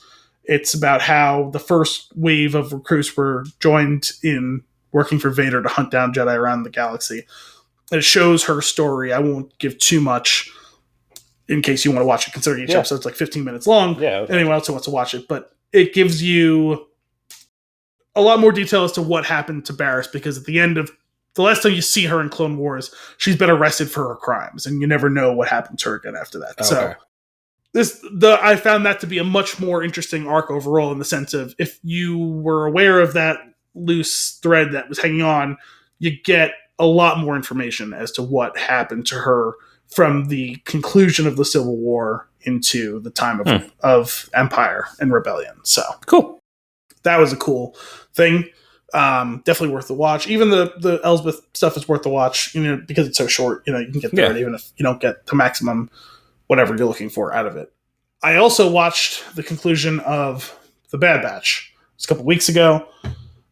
We hadn't recorded since the last time when it ended, or I think we recorded the night the finale came out, and I hadn't watched it yet. Oh, you hadn't watched it. I was going to say, I feel like you brought it up last episode, but that must have been what it was. Very good close to the show. I thought the final season overall was really good. I thought it was my favorite season of the 3. I liked the show. It was good. There was a lot of good moments in it. I do think sometimes they went a little too much down the route of filler overall. Not so much in this most recent season, but just overall in the show. But there was a lot of good closure in it. It told a good story. I think, whatever your preconceived notions as to what this show should have been, it probably doesn't quite meet those, for better or worse. That's not a judgment, just it wasn't quite what I expected over the whole course of the run of the show. And it leaves an interesting place to where there could be more stories to tell with some of those characters. We'll just say. Okay. I don't want to give away too much as to who makes it, who doesn't, where they all end up, and what they all decide to do at the end of it all. But there are still stories to be told, even in the time of Rebellion, which is interesting. But I really liked it. Especially the final arcs of the last 5 or 6 episodes of the show, really, really strong. Nice. And I definitely enjoyed my time with it overall. So that was cool. All right, cool. You get to close out that thread of shows. Yeah, nice. I finished something before we started today, because that's what took me so long to get on. It kept going on. It was longer than I expected it to be. Lord of the Rings ending? Episode. What? Lord of the Rings ending? Lord of the Rings ending. No, it was Everybody's in LA. Have you heard about this? That's the John Mulaney show? Yeah, it was the live Netflix John Mulaney show that was 6 episodes. Oh, it was only 6 episodes? Yeah, it started on a Friday. It took the weekend off, and then it was on Monday through Friday, and then it was over. Really? Okay. Yeah. Because I heard they were talking about this on the LOTR show last week, I think. Mm-hmm. And it sounded interesting. I assumed it was going to be a going concern to some extent. No, so there is a festival. Because it was a live show, or at least it was recorded live, right? No, it aired. It aired live around the world. Yeah. There's an event going on in LA, with a whole bunch of comedians being in town. So they because they did a bunch of different things, right? Because they did that show. I think that was the Brady roast was during that whole time, and there was a couple of other things that happened around that whole thing. But it was just it's so fun. Cause I love John Mulaney, as you know, on this show, as Al knows, because we talk about it all the time. I love his comedy. I've seen him a handful of times live. I think his style of stand-up comedy is the best style, in my opinion. I love the storytelling. But this show is so unapologetically just, let's see what happens. We're going to do an interview. We're going to do a show with a panel of guests. We're going to start off with 3 people at a time, on the couch. And they were a random assortment of people, they're so random. It's 2 famous people that you know, and then 1 expert in some field. Yeah. And it was just really entertaining. There's obviously there are some jokes that fall a little bit flat SNL style, but I don't know, in a live setting, you don't, it's kind of just what happens, right? You don't have the hindsight of filming it, focusing it, and then seeing if they should cut it or not. They just it's happens. A daring experiment for sure. Yeah. And I don't know, it was just really fun. And during the show, each episode has a topic. So the first episode, I think, was coyotes. I did. Like the second it was like earthquakes and then palm trees and whatever. But he prefaces it like all night we'll be taking your calls. So like live callers would call in. Really? And they would it would be like tell us your coyote story or your questions about coyotes or whatever. Like and like on that one they had a wildlife expert. Like that was like the thing. It's like part Letterman, part Dateline, and part talk radio. Yes, and speaking of which, Letterman is on one of the episodes because I also watched the My Next Guest Needs No Introduction that he did with John Mulaney, which was an excellent hour of television. I'll call it, I guess. Yeah. Really, really well worth the watch. But some of the calls are super awkward because people that call in live to things are awkward. Mm-hmm. And you know what my favorite part of I don't know how much you listen anymore. But I still listen off and on to Armchair Expert, and the Armchair Anonymous has become my favorite part of their whole... I don't even know what that is. So they've done this thing now where like a couple times a month they will get people to call in on a prompt. Like, coyotes. Gotcha. It's not that. It's usually more like, tell us about a time blank happened to you. And they'll have 3 or 4 people Skype them, tell them their story, and then like they cinch like all those conversations together, and they put out an hour episode or whatever. Yeah, about like whatever prompt. So like that's become my favorite thing. Like a lot of those are really interesting. Or I'll have to check that out. That sounds fun.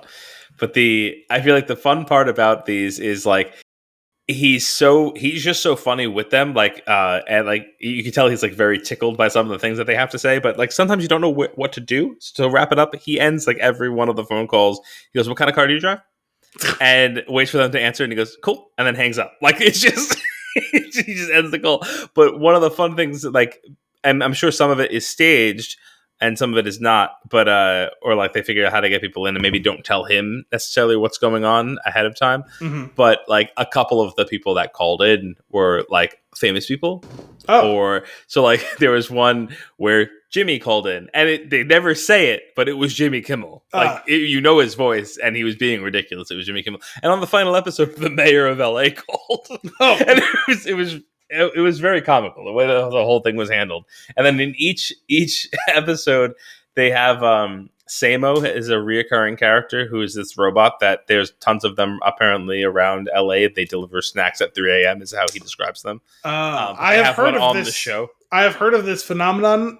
I assumed it was in LA, but I didn't know what it was called. In each of the first 4 episodes, I'm pretty sure, during one of the callers telling a story, Samo is on stage, and they're like totally not paying attention to the caller, and he's taking drinks out of Samo and giving it to people. It's just really ridiculous, and it's worth the watch. It's just like a 6-episode experience. It was really fun, and I think you would get a kick out of it. Also, Richard Kind is his guy behind the podium. You know how all talk shows have a guy at the podium.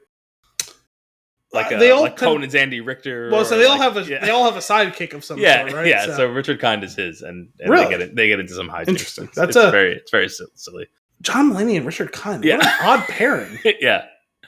Is that the first time that the sidekick has been like old enough to be the person's father? I don't know. Maybe.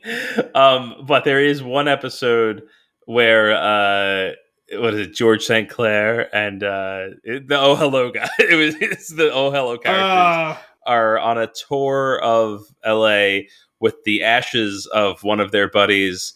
Jeez. From a time when they were all in LA during the Manson murders, and they were part of the Manson group. They're on a Mansion tour, and they're very upset to find out that it was on a Manson tour. It's very good. I think you'd really like it. Yeah, that's something I might check out when I get to. I still have a huge backlog of shows from the last 18 months I've not gotten to. Yeah, well, it's one of those things where like you don't have to watch them all at once, and if you have like an hour to spare, like you don't want to watch get into anything big, you just want a couple chuckles, kind of a passive watch. Throw it on. Well, now that this is the only part of the consumption note we have to talk about, but now that both the Knicks and Islanders are out of the playoffs, I have more time at my hands to watch things. So I'll try and chew through some stuff. I really want to watch Fallout that just came out recently. Funny you should say that. Still a bunch of on my list. Other shows that I have not gotten to yet that I'd like to get or finish that I haven't finished. So, Al, Fallout is excellent. Everyone's been raving about it. I really would like to watch it. Treat. I've never played any of the games, but I'm excited to watch the show. Just really, just incredible. It's just like incredible set design, great world building, like wonderful characters. Like the performances are fantastic. The chemistry is off the charts. It's got it all. I heard a story from Goggins from on set where like it took however many hours to put the ghoul makeup on. And I think basically had to be up at 4 a.m. to get the makeup put on. And then like it got done and he didn't still have to shoot for some time and he fell asleep in his trailer and woke up and scared the shit out of himself because he forgot to get the makeup on. That's terrifying. I believe it. It's something. Great show though. Like, I mean, I'm very excited. Like it seems there's no way they don't continue on with it. I'm sure they have already even announced that they will, but I know they set it up that way, but like, it's just like really well done. Like, there you go. Amazon show. Yeah. A good one. A very good one. But me and Ian watched that 8 mornings in a row. Okay. Nice. Very good. What else? So how familiar are you? How familiar are you? How familiar? This is how language is going to evolve a few hundred years from now, where contractions not just of words but of entire expressions. How familiar? How familiar are you? That's a hard expression. It's Elio. Elio says "I forbout," which is "I forgot about." Nice, I like that. Yeah. Yeah, apparently that's a hard expression for me to say. How familiar are you? I forbout. How familiar with the extended works of Michael Crichton? Not. So we all know Michael Crichton wrote Jurassic Park. Mm-hmm. He wrote Westworld. A bunch of other things. Okay. Now, I have read one of his books, probably 15 or so years ago. I read The Andromeda Strain, which I think was his first major that sounds familiar. book that he released. Okay. He's written a bunch of books. He's written some shows and movies. Some of them like adapting his own thing, some of them just straight for the screen. The thing I learned recently, I had no idea, is he created ER, the television show. Really? Yeah, I had no idea about that one. I knew about. I've seen a fair amount of ER. I've never really seen any of it, but it's a super famous show. So, so I was doing a little bit of. So I was watching a good bit of the end of the original Jurassic Park a week or two ago, 2 weeks ago. It was a Sunday morning, something like that. I want to say it was Mother's Day. We had it on after brunch, like we were cleaning up and stuff like that. And the topic of Crichton came up in conversation amongst us. As it does on Mother's Day. As it does while watching Jurassic Park. Sure. And because I think Jurassic Park was on, then The Lost World started right after it. And he did write like those 2 stories, right? Yeah, he wrote both those books, and they were both. But that's it, right? I think so. Okay. And so actually, what I didn't know or didn't remember was that he wrote Jurassic Park like 3 years before the movie came out. Yeah. I didn't realize that it was that quick of a turnaround. Mm-hmm. Part of what came up was I think we were all having trouble placing him. Like, it was like, oh, was he like? I think maybe my mom or my dad was like, oh, did he die before Jurassic Park came out? I was like, no, he was still writing stuff and still working. It was like, I want to say he only died like 10 or 15 years ago, which we found out it was like 15 years ago, something like that. And then I was just kind of picking through some of the stuff just to refresh myself or whatever. And I was like, I was thinking about it after that, and I was like, I haven't read a book in a while. Football season's over. The playoff runs are over. This is kind of a downturn in the stuff I listen to, because I listen to a ton of podcasts. Most of them are sports-oriented during the week while I'm working. Spring and summer is where I will get some book listening in to fill in the gaps when I run out of podcasts on a given day to listen to. Nice. So I was like, let me pick a Crichton book then, because I don't want to start a series. I just want to read a book. Yeah. Listen to a book, whatever. So I was like, I love Jurassic Park, and maybe someday I'll read it, but sure. I want to pick something I'm not familiar with. I loved The Andromeda Strain. Fantastic book. They did a mini series on TV around 15 years ago. I watched the first episode and a half, and I was like, this is not the This is not the book, almost at all. And I just stopped watching it. Wasn't there a movie? Maybe, I don't 1971. Remember. Really? Yeah. Huh. Rated G. Maybe I have to dig that up and watch it at some point. See if it was a better adaptation. But anyway, I was picking through the books that he had written. I came across one that I was not familiar with. Didn't even sound familiar. Gave this one a try once I was looking online to see what people thought about it, whatever. Have you heard of The Sphere? Yeah. Or is it just Sphere? Yeah. Were you aware if it was a book or if it was a movie? A movie. Okay. Have you seen the movie? Let me look it up. Dustin Hoffman, Sharon Stone, Samuel L. Jackson. I think I did. 1998, I want to say. Yeah. So I've never seen the movie. Never heard of the movie. I did see this. I don't remember it even at all, except for a handful of scenes that I'm watching. I've seen this. I don't remember what the movie's about. Now you're 100% sure you've seen this. Yeah.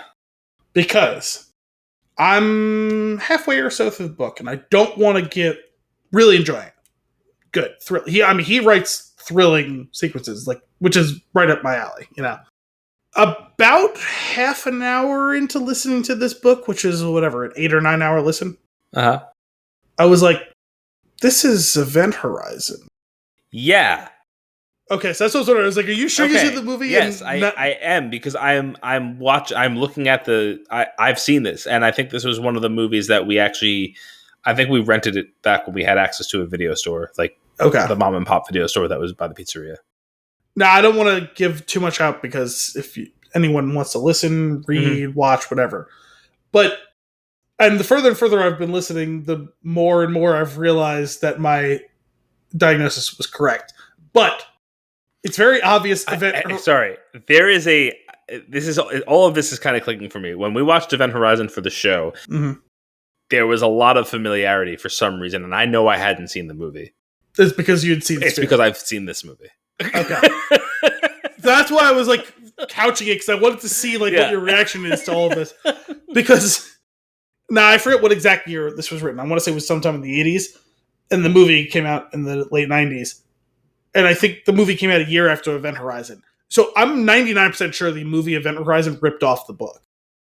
But when I was looking up online, Event Horizon, Sphere, or whatever, I couldn't, and I also, when I couldn't find what I was looking for after 5 minutes, I was I gave up, but I was surely, the only thing I can see is, which movie do you prefer?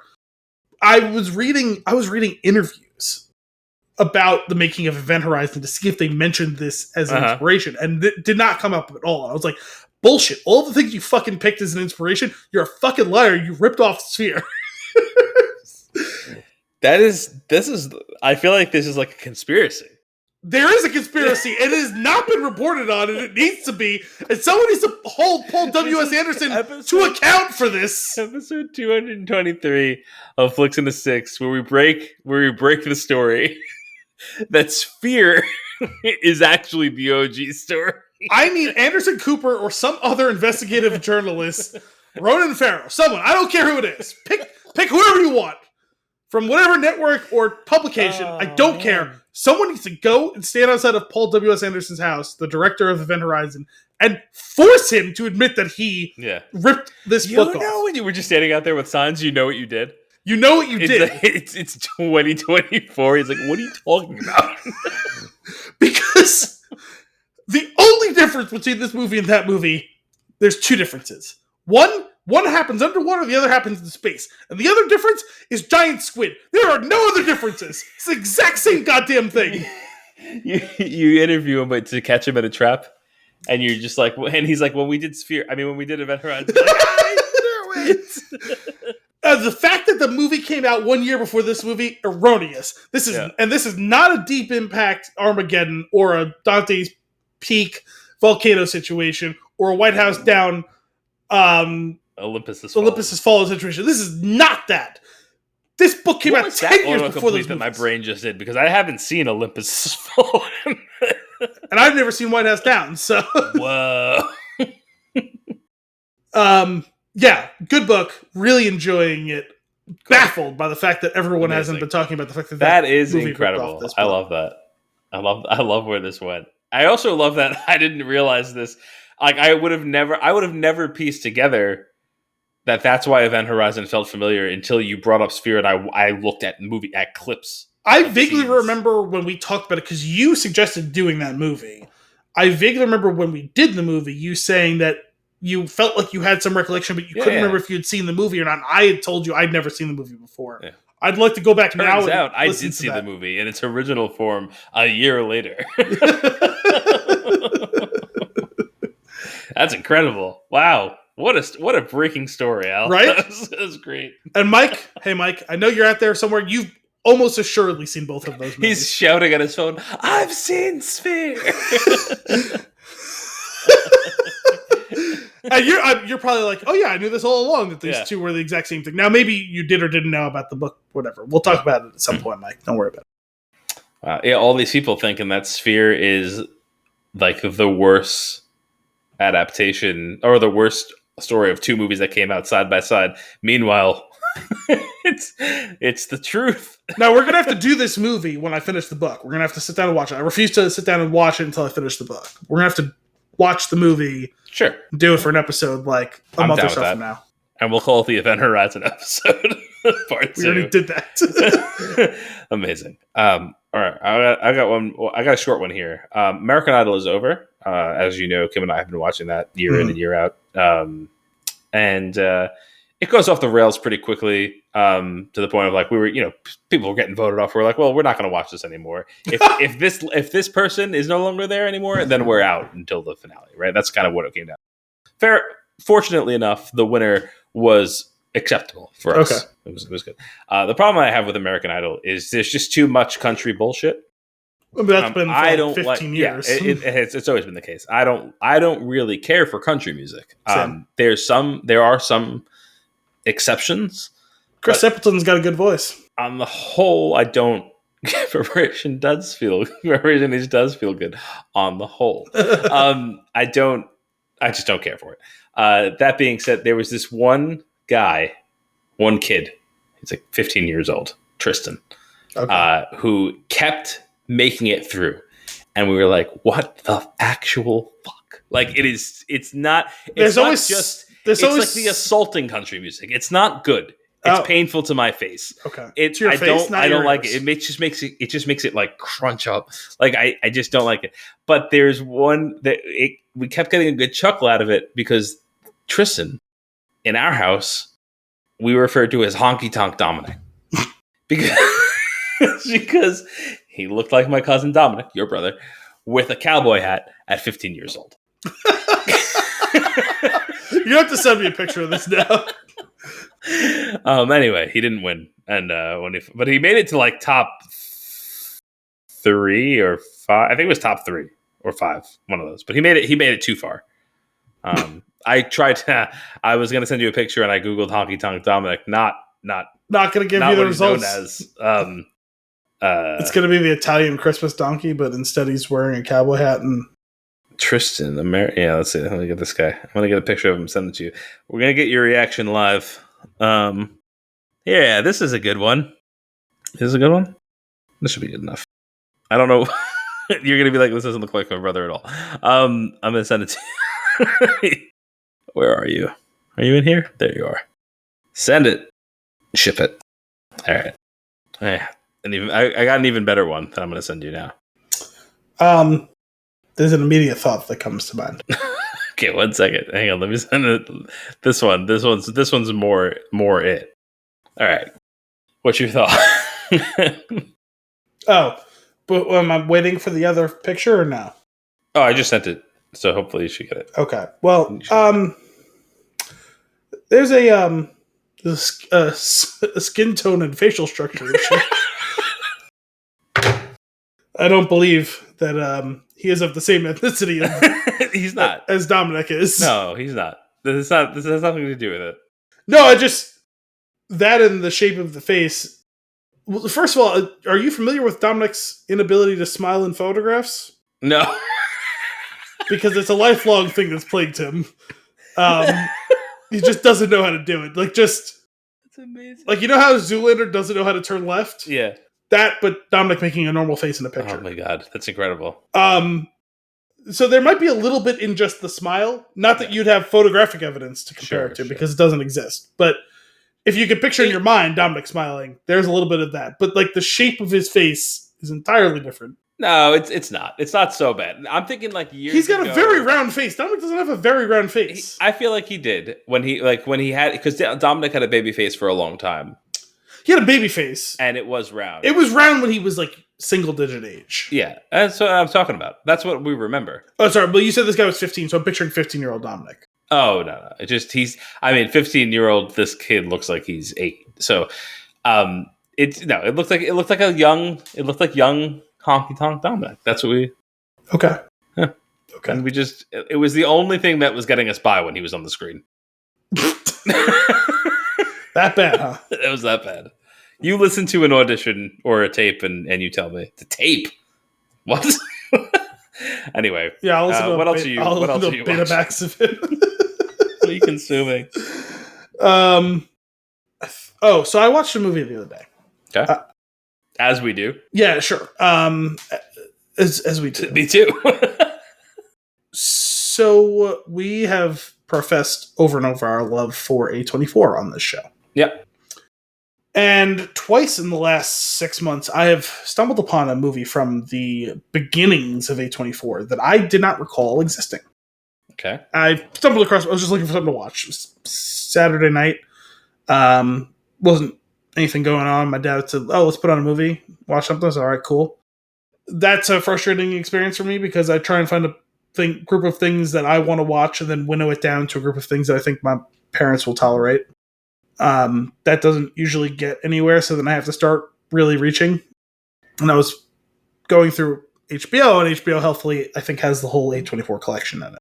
Oh, okay. So I was flipping through those, and I know that they'll always go for Westerns.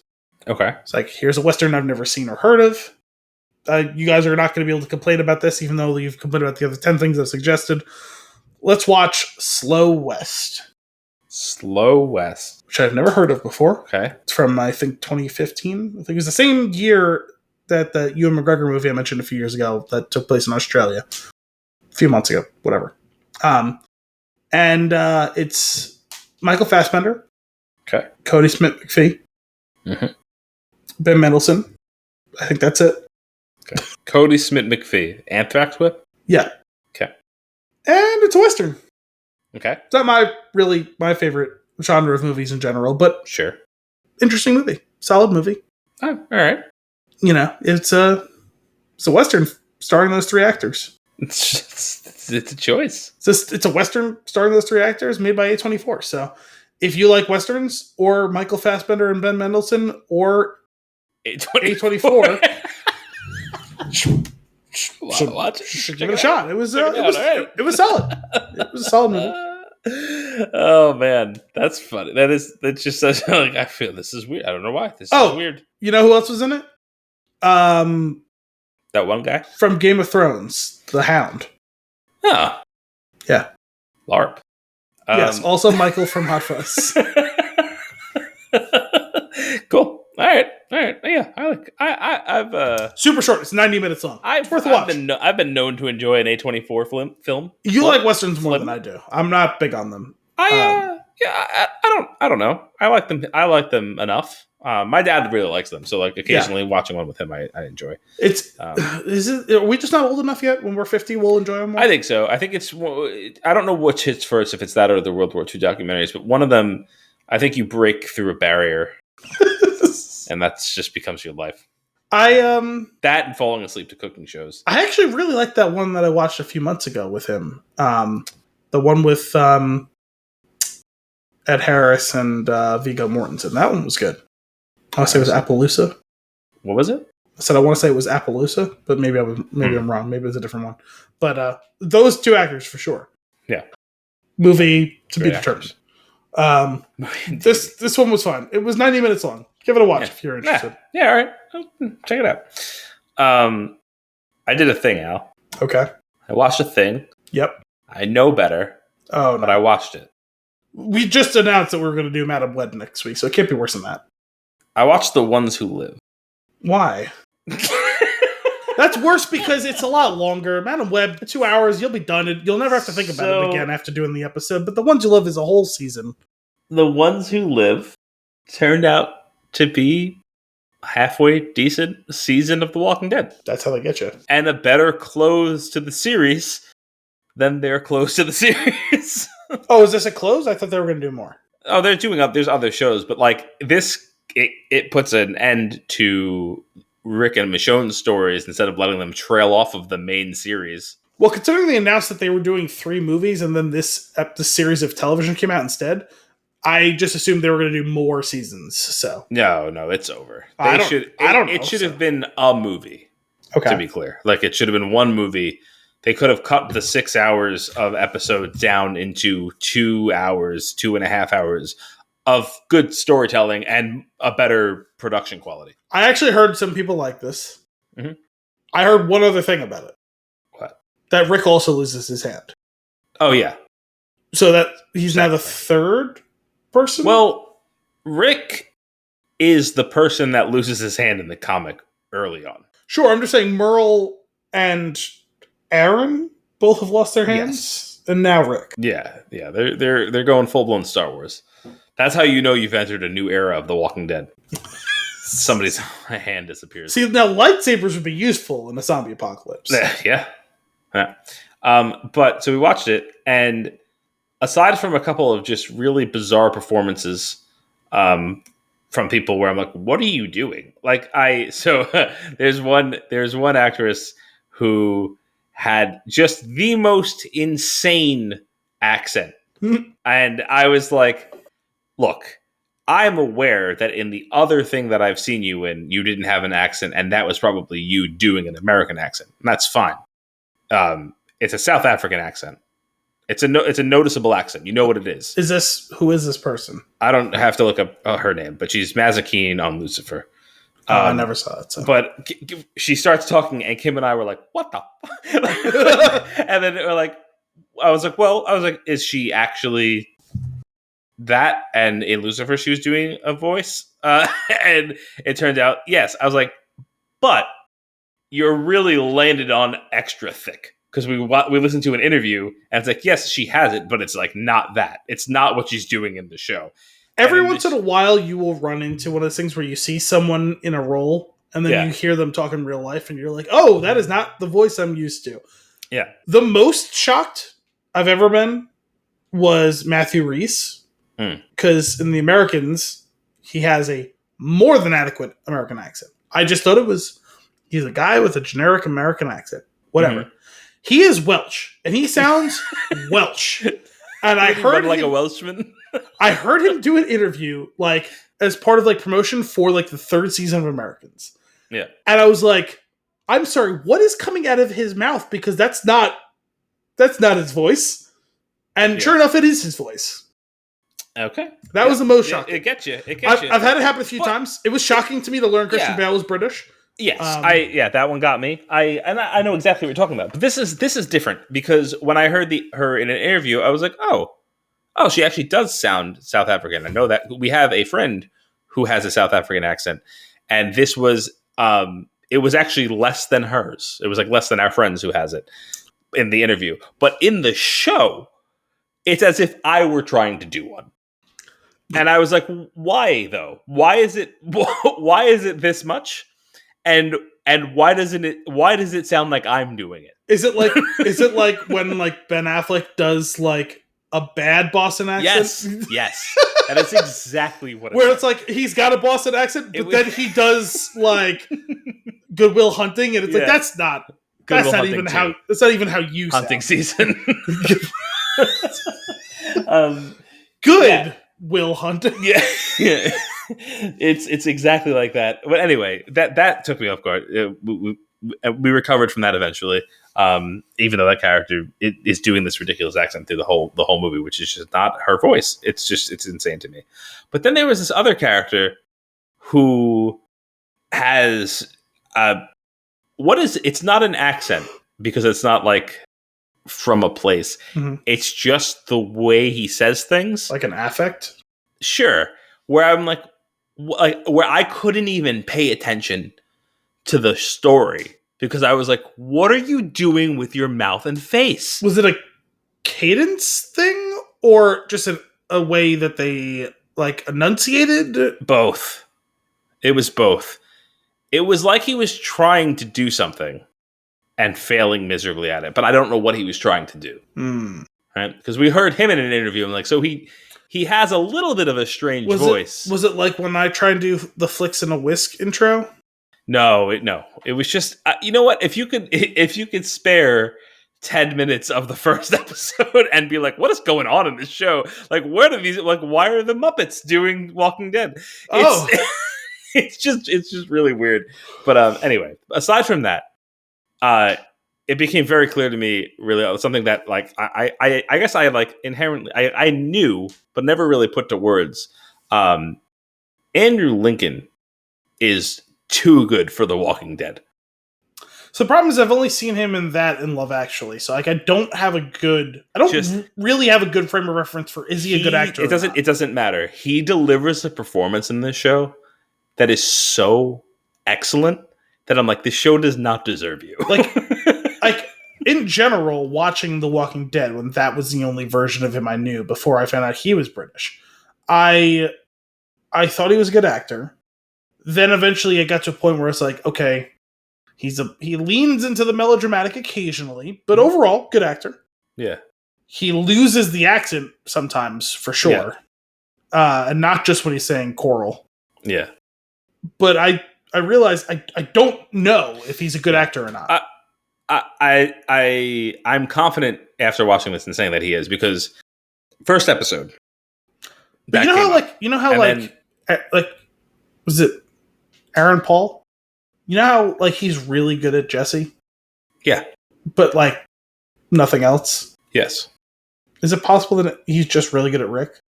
No, because I think he's also really good in Love Actually. Yeah, he's good in that, but he also has like 4 scenes. Yeah, I need to see him in more things, but it's something more. Like it's next level good. His performance in this series, it's like really believable for something that is just absolutely insane. But then so he delivers this incredible performance, and that's like the whole first episode is like we bring Rick back into the fold. And then in the second episode, we bring Michonne back into the fold. So the first episode is like fully Rick. The second episode is like fully Michonne. And then it's the two of them together for the next 4 episodes telling the rest of the story. Now, is the garbage woman in any of these episodes? God. Now, she is a god-awful actress. I'm sorry. Like, I know, like, I can't stand her. I feel bad. I don't want to talk that way. I feel bad because it's like your profession and it's a thing that you obviously love and want to do. It's so bad. It is so Phantom Thread. I can't even, I hate it. I hate it. Okay. I'm glad that I was able to hear that response from you. And Michonne, Andrew Lincoln and Denai Guerra, who I'm not sure how to say her last name, but that's the closest I'm going to get. Great. Their performances were outstanding. And then there's a character in the second episode who steals the goddamn show. And for the second time, I was like, this show doesn't deserve you. Like I said out loud. and Kim was like, yeah. It was just so good. They're only in the second episode, which was a travesty. But anyway, this show has one of the most epic, ridiculous scenes in Walking Dead history. Okay. Where they just blow a whole bunch of shit up. Nice. And it looks terrible because it's still the TV budget, which is better or negative money because they don't put any money into the special effects. And it was like when it happens and the way that it goes down is really cool. And it's just like, that was great. Like I'm really happy they did that. Wait, and then better or worse than when they blew up the CDC? I don't remember what it looked like when that was comical. CDC. Okay. It's probably moderately better. Okay. But much bigger. A much bigger explosion. Very cool. Very cool. The effect was very cool. Okay. Yeah, it was just it was fun. It was a fun watch. I'm still baffled by the deer CGI. It was oh my god, I'll never be able to. I can get you footage like in my backyard if you need it. Do you know how many times I've seen deer closer than what they were shooting in that? Like, I just don't understand. I've seen deer. That's not one. No, the problem was it. Am I misremembering? Wasn't it an actual deer, but it was just so obviously spliced from a different footage Yeah. It was I think that might have been that. I don't remember. It was just bad. It was really bad. But anyway, I watched that, and then last night we put an episode of Daryl Dixon on. Okay. And before we put it on, I opened it up, and before I hit play, Wait, I'm sorry, you doubled down and started watching that too? We did, because we had fun with The Ones Who Live. I went to go put it on, and my eyes happened to read the whole synopsis. He's in France, right? Episode. Yeah. I had no idea what this show was going to be about. That's all I know. We'll watch more. And then I was like, wash the shore in France. And I went, what the fuck? What do you mean? Which I think, to be fair, is like the inverse of what happens in the comics, right? Because isn't there like a whole like side story where Rick's brother is in like Spain and he's trying to get back to the U.S.? Oh, I have no idea. I don't know that at all. Well, you were reading the comics for a while. I was. I don't remember. I if that's something that happens, I did not get there. Yeah, it was towards the end of the run. He was like in Spain. He's trying to get back to the U.S. because he finds out that Rick's alive or something. I don't know. Oh, interesting.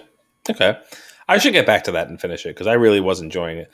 But anyway, so we put that episode on, but I fell fast asleep. It was just late. So I might check more of that out. Just because. Okay, interesting. And finally, I don't remember if this came up last time we spoke or not, but I did finish Suits. You were in the final season and you were frustrated. Yeah, so they went off a cliff when certain characters left. Yep. But they managed to tie it all back together by the end. Okay. Good send-off. Okay. That's nice. Very, very enjoyable watch, even if it does have like a season and a half dip. Well, I'm glad that it ended up in a place that you were happy with. It definitely did. We were sad when it was over. Okay. Wanted more of that. It was just like, it's just junk food.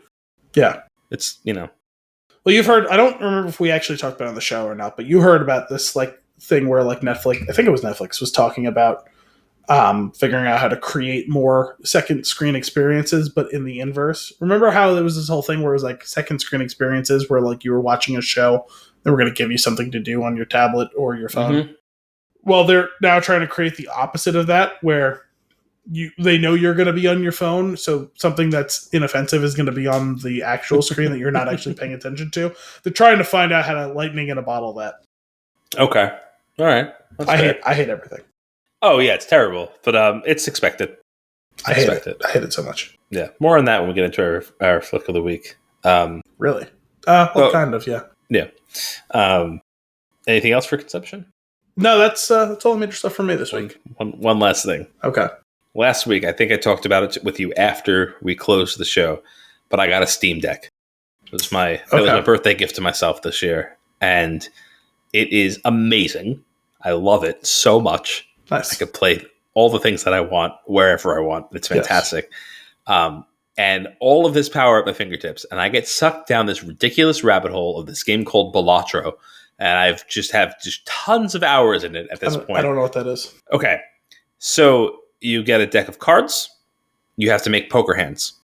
Mm-hmm. Okay. Each hand is worth some amount of points. Like each poker hand, whether it be like a pair, a high card, 2 pair, 3, whatever. They each have like a base, like number of points, which they call chips. Mm-hmm. And then you get that same amount of chips for each of the cards. So like you get the base cost, and then you get like face cards are 10. Aces are 11. Everything else is what their face says.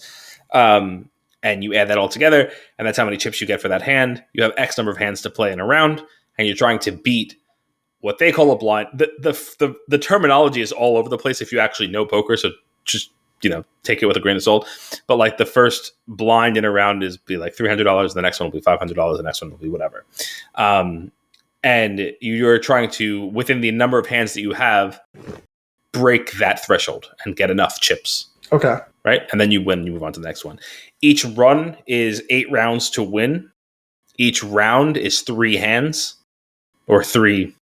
Sorry, they call them antes, which is another thing that's out of control. There's 8 antes per run.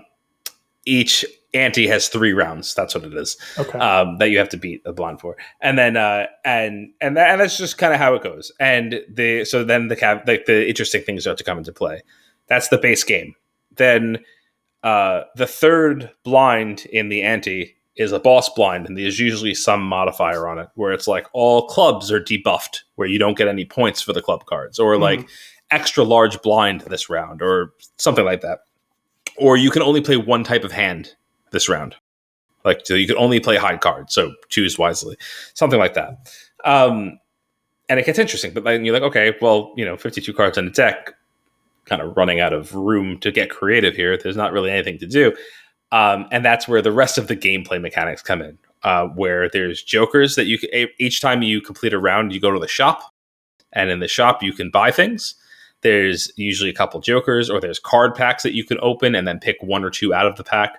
The jokers all have different like tricks and combinations of things that they can do. So like, for example, one of them is like a 4x multiplier at the end of calculating your chips. One of them is like get 3x for each face card that you play. One of them would be you can do straights with skips. So you could do like 4, 6, 8, like you could skip over.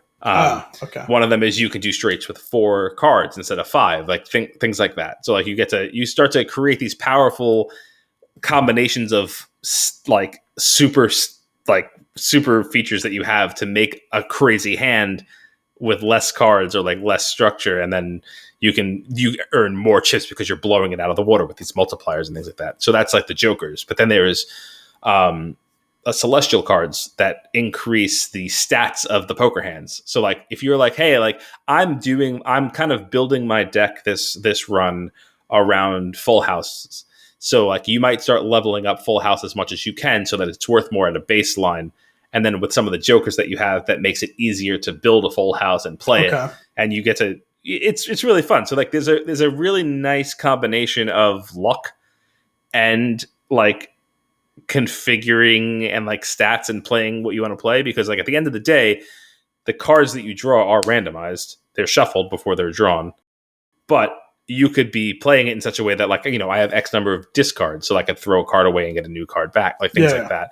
And you try to build your perfect hand and play it so that you get the most out of it and win the round. And it's just really fun. It's like super addicting to play. It does sound fun, but it also does sound like one of those boomer mobile games. And so you got a Steam Deck to age 20 years? No, it's more sophisticated than what you're talking about. No, I know it is. It sounds like it's a strategy game. Yeah, but it is. But there's with a definitely like I think you have to take into account that there is a luck factor though. Like sure. I think there's a lot of strategy games where like once you like it feels like there's luck at play until you really learn how to build things right. Yeah.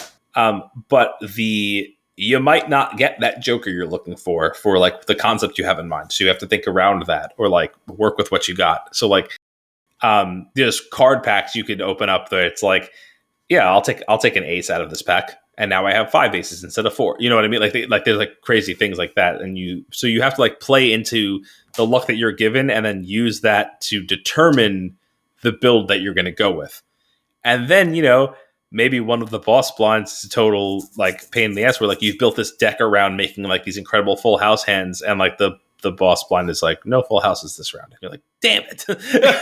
But like, maybe you have that card in your hand that allows you to re-roll the boss blind. So like you've got to think about like all these different angles. What the boss blind is 2 hands ahead of getting there. So like you can try to plan for it and stuff like that. It gets really cool. Of course, there's going to be luck involved, but I just ended up spending tons of hours playing this game. Like I was like, oh, I'm going to go to bed and play our hand before I go to sleep, and then 4 hands later, I'm like, oh my god, my eyes are bleeding. But it's so fun, and it's such a cool device. I really, really, really, really, really like it. Good. And Mass Effect is on deck. Okay. I rebought the collection because one of the other things that I learned about Steam is I'm just going to constantly spend money because friggin' Brian will constantly send me deals. And it's like, you can buy it for $6. And I was like, fine. Well, we talked about that on the last show, and then I texted you to say that it was on sale for like $6. Yeah, so I bought it. Brian texted me last week or the week before to tell me he finally finished 3. Yeah. And he's like, basically the gist of our conversation was, everything you said all along is true. I love it. He's like, I love it so much. Yeah. He's like, I'm so excited to. He's like, I don't want to play it for a while, but I'm so excited to go back and play it again. I was like, yes, that is literally the thing. You're like, this is what I'm saying. Wow. All right. Is anything else for consumption? I have one other thing for you and me to discuss post credits off air. Okay, sounds good. But I'm done with consumption for the episode. All right. Well, with that being said, it's time for our flick of the week. Broadcast News, released in 1987, rated R with a 2-hour and 13-minute runtime. Your IMDb synopsis. Take 2 rival television reporters, one handsome, one talented, both male. Add 1 producer, female. Mix well and watch the sparks fly. I mean, that's certainly a substantial part of the story. It's the... Yeah, it's not the movie. Though. It's the salacious part of the story. Yeah, it's I feel like it's almost like a kind of what this movie's talking about. Like we got something else there's something more important to be said here. That's not it. It's this certainly is the one part that sells, of it. Though. But why don't you kick us off with your hot take? Oh, of course you would ask me that in the middle of me pouring myself a beer. And what do we have here? We have not done this for the show just yet, but I believe you have one. It's the Newburgh Aspire Boss. Cool. I think this is another one of the collaboration ones. Oh, I've seen that can. Yes. Yeah, it's got the pipes on it. Yep. Okay. Notes. A precursor to Sorkin's Newsroom, if the pendulum swung further from the ethics side to the heart side, with a dynamite trio of actors at the height of their powers. 8 out of 10. Nice. Charming and captivating, yet devastating and poignant. An excellent example of movie magic. 8 out of 10.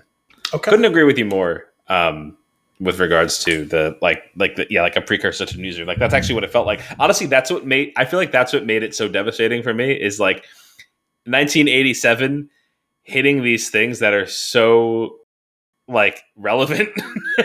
Well, not only the relevance thing, but like I thought the whole slashing of budgets and newsrooms and consolidations was a thing of the late 90s on. I didn't know it was going on that far back. Right. I didn't know this was still a concern even that early on, relatively speaking. So that was also disturbing.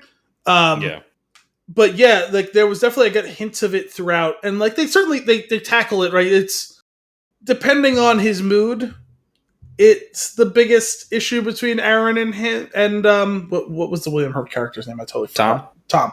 It's some days it's his biggest issue with him. Certainly, we know that it's probably not his biggest issue with him. Yeah. The fact that he thought he was all sizzle and no substance, but the way that movie turns in the final 20 minutes of where it totally lays bare, that's where it was like, oh, this is the pure distilled version of what Sorkin's getting at 20 years later. But I would say, by and large, the movie's not really about that ethics thing overall. Like, it's certainly one of the through points, but it's not the core message in all of this. Right. But they definitely, once all of the other interpersonal drama is done, that's where they really hammered home in the third act. Yeah, well, and like to your point about Newsroom and like how like the pendulum swing in the other direction. This is very much about the characters and like the people and the psychology versus the actual storyline underneath, which is also very important. In Newsroom, it's the other way around. The story is paramount, but like the characters, like they're more subtle, but they're there. That's what keeps you coming back for your medicine. Yeah. But I think something really interesting, I think maybe a third of the way through the movie, I just kept going back to it, and I was so happy that they did it. This movie opens up with child versions of the 3 leads. And I think that was a really, really cool thing to do, because by spending just 2 minutes per character, like, they laid this foundation for let's jump into present day as far as like the movie is concerned. And now, but they're already established in your mind. Like, you can see you everything that they do from this point on, you can see the roots of it just because they gave you a little glimpse of their childhood. But I thought that was such a cool concept. I was actually thrown by it, the fact that they did it that way at the beginning, because I was like, I don't know who each of them are yet, and I wasn't like sure what they were getting at until they were done with all three of them. Yep. And I was like, oh, okay. And then they, it takes a minute to get Tom into the fold, obviously, in the main story proper. But once it gets done, it's like, it was cool to see that parallel and to watch where those threads from their childhood carry through into all of this. And obviously really deeply informs all of it. Although, I will say, of the three of them, it was a little harder to nail down, I think, the full connective tissue for her as far as, like, why she was like this. Not that she was like it was consistent with her character, but with the other two, I feel like I understood why they've been this way their whole life in a way that I didn't fully get with her. I think with Jane, it's like, I think it just kind of harps on kind of like anxiety and maybe a little OCD. No, of course. I just, like, Tom constantly downplays his intelligence and plays up his looks because that's what's always got him out of every jam in his whole life. Yeah. And Aaron being exceptional has always alienated everyone else. He's always been an outsider. Mm-hmm. She's, I guess, always had the neuroses. Yeah. But I never got, like, the cause and effect with her the way with the other two. That's all I was getting at. I definitely hear what you're saying. I feel like I do think that that's intentional, though, because I think that it's kind of it was just kind of an innate thing for her, like, mentally, and a compulsion, like, where they don't have to, maybe there isn't a specific reason that it started or progressed, but it's been going on for that long. I think that's, like, kind of like the key, and that it could go back even further, and maybe they could explain the reason why, but I almost feel like it wasn't as important for what that character is dealing with so much as that she's been dealing with, like, this very specific thing, kind of isolated for her entire life, because she's always been she's like too smart, and she's too dedicated, and she is, like, kind of obsessive, and it's just, like, something that's always been there, and, like, even at an early age, I feel like that was, like, it's just, the only reason I brought it up was because at the end, all three of them, the two men either make peace with or fully weaponize those characteristics about themselves, whereas she just ultimately gets what she wants and finally thrives. Like, there isn't she doesn't overcome or accept, like, she just gets the job that she always deserved, and then she's just good at it. You know what I mean? Like, yeah, well, but I think that ultimately she didn't seem happy, though, at the end. Like, she still seemed like she got the job, and she's still gonna throw herself into it and do it the best and be the best at it. But, like, there's always, like, been this kind of longing for something more, and that personal connection, like those like really powerful moments where they show you her crying and then getting over it. Like, but she seems happy when they time jump, though. I didn't think that. No? I didn't think that she did. Maybe I'm misremembering. I felt that it was, like, a little bit. It was like she's still, like, that whole side of her life is still not what she wants or where she wants it. It actually didn't seem happy. It just seemed like she's just on this course and she's still riding that. But when, like, during, like, the present day part of the story, she doesn't have fulfillment personally or professionally. Mm-hmm. But at the end, she has the fulfillment professionally. You don't think that she has it professionally during the main line? No, I think it's revealed when she has the conversation with Paul, and she tells him correctly that Tom is not right, and he says, "You just have all the answers, aren't you? Like, how does it feel to be the smartest person in the room?" And she says, "Oh no, it's awful, actually." Yeah, like it. He doesn't listen to her. He doesn't take. She has no power. Okay. All right, I see what you're saying. She wasn't being fulfilled until she gets the promotion, and then she feels unworthy of the promotion. But she has deserved it all along. Mm-hmm. She's getting what she's always wanted, or at least what she's kind of aspired to outwardly. Right. Mm-hmm. And of course, she kicks ass at it because she was way overqualified at that point to do it. So, but that's my point. Is like that outside of the outset of it, when she's the neuroses, like where she's at. It's triggering her survivor's guilt, that's understandable. Sure, but we don't really like see her like either make peace with it or overcome it. She's just an eminently qualified, like whatever the title is, like station director at that point later on, which is fine. Like that she should be, but she never has to come to terms with anything in that sequence in the way that the other two men do, where Aaron realizes.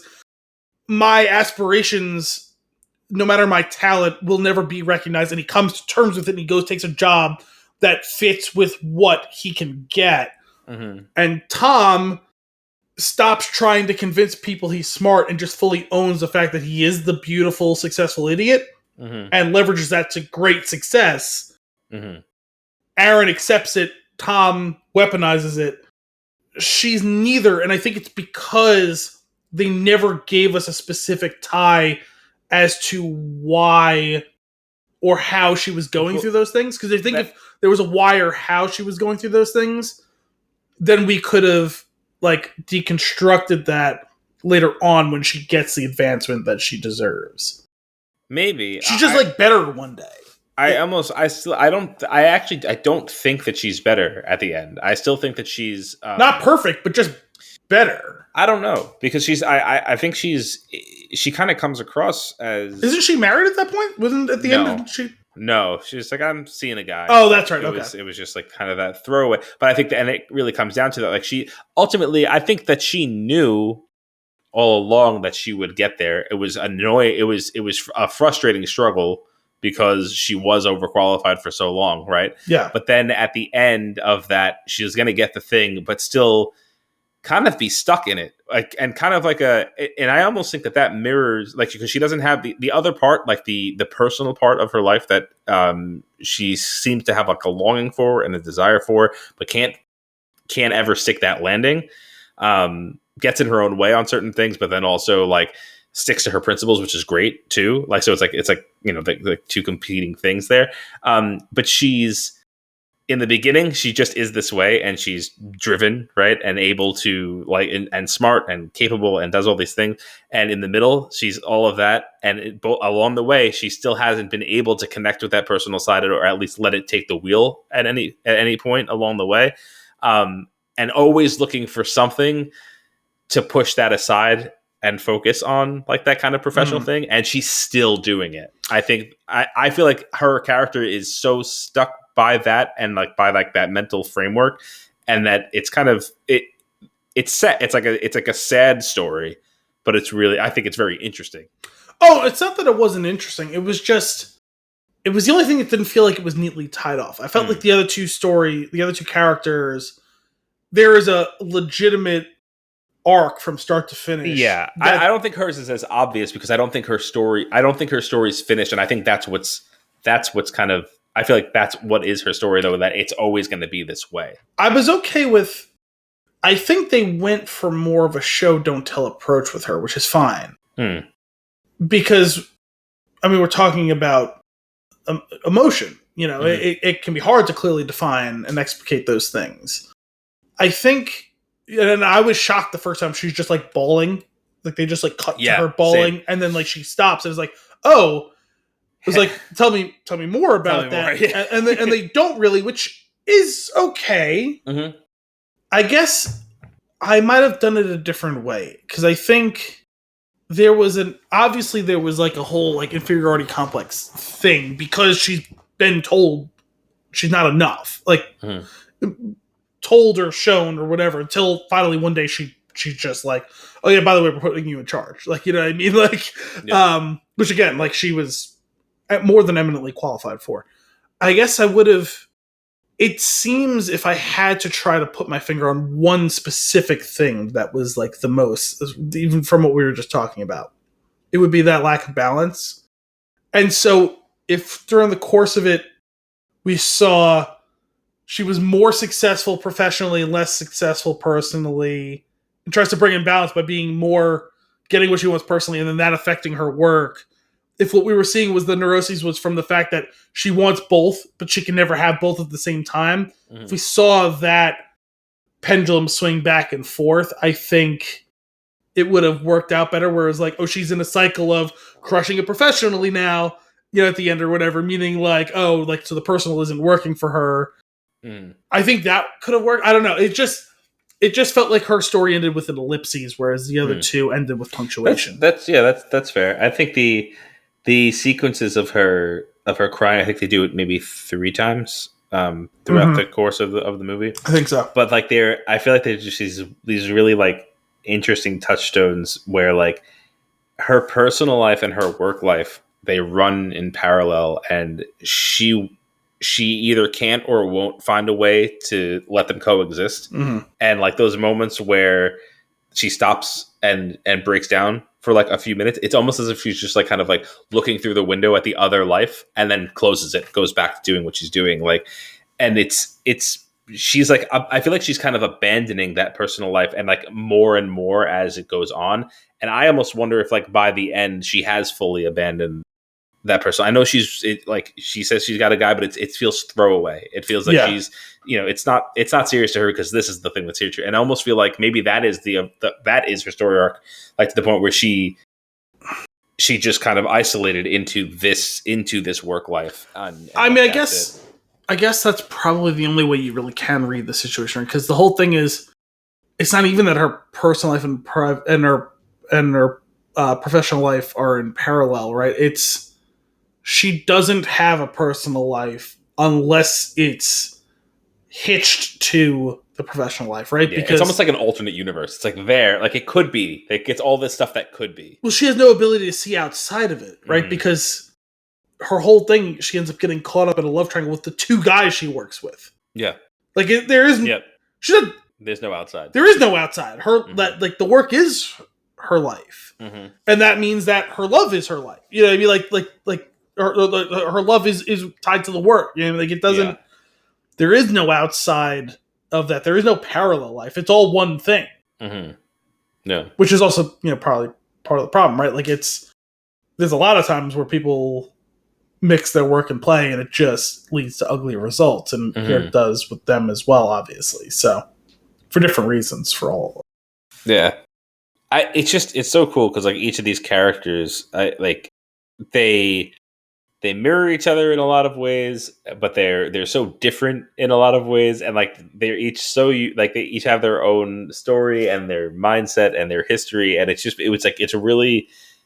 just such a wonderful movie to watch and like kind of see all of their like how they're dealing with things and how they're going through it. And if you fuse the 3 of them together, they would have made one perfectly fine person. Yeah, yeah, it's so true. It's so true. I love. So we spent a lot of time on Jane. I think her character is like super interesting. But I really, really like Aaron, Albert Brooks' character. Like I like. He was so interesting to watch. Yeah, like he knows, like because we saw him as a kid, right? Like he knows, like he's always kind of gonna be. He's rough around the edges. He's going to be bullied and kind of pushed around because he is so smart and he is so capable. Like, and he's always going to be like this outsider.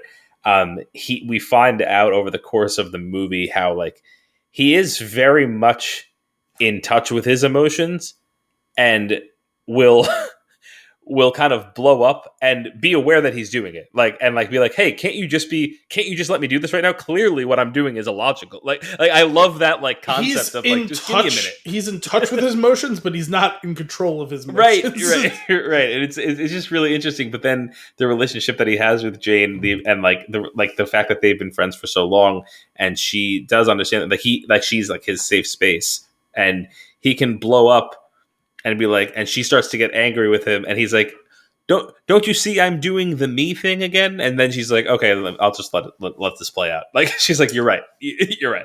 Which is an unhealtly oh, absolutely. It's not a good relationship. It's just funny. Like he's in, it's so funny because the two of them share this feeling of nobody wants them. Right. But he loves her and she loves him as a friend. Mm-hmm. Right.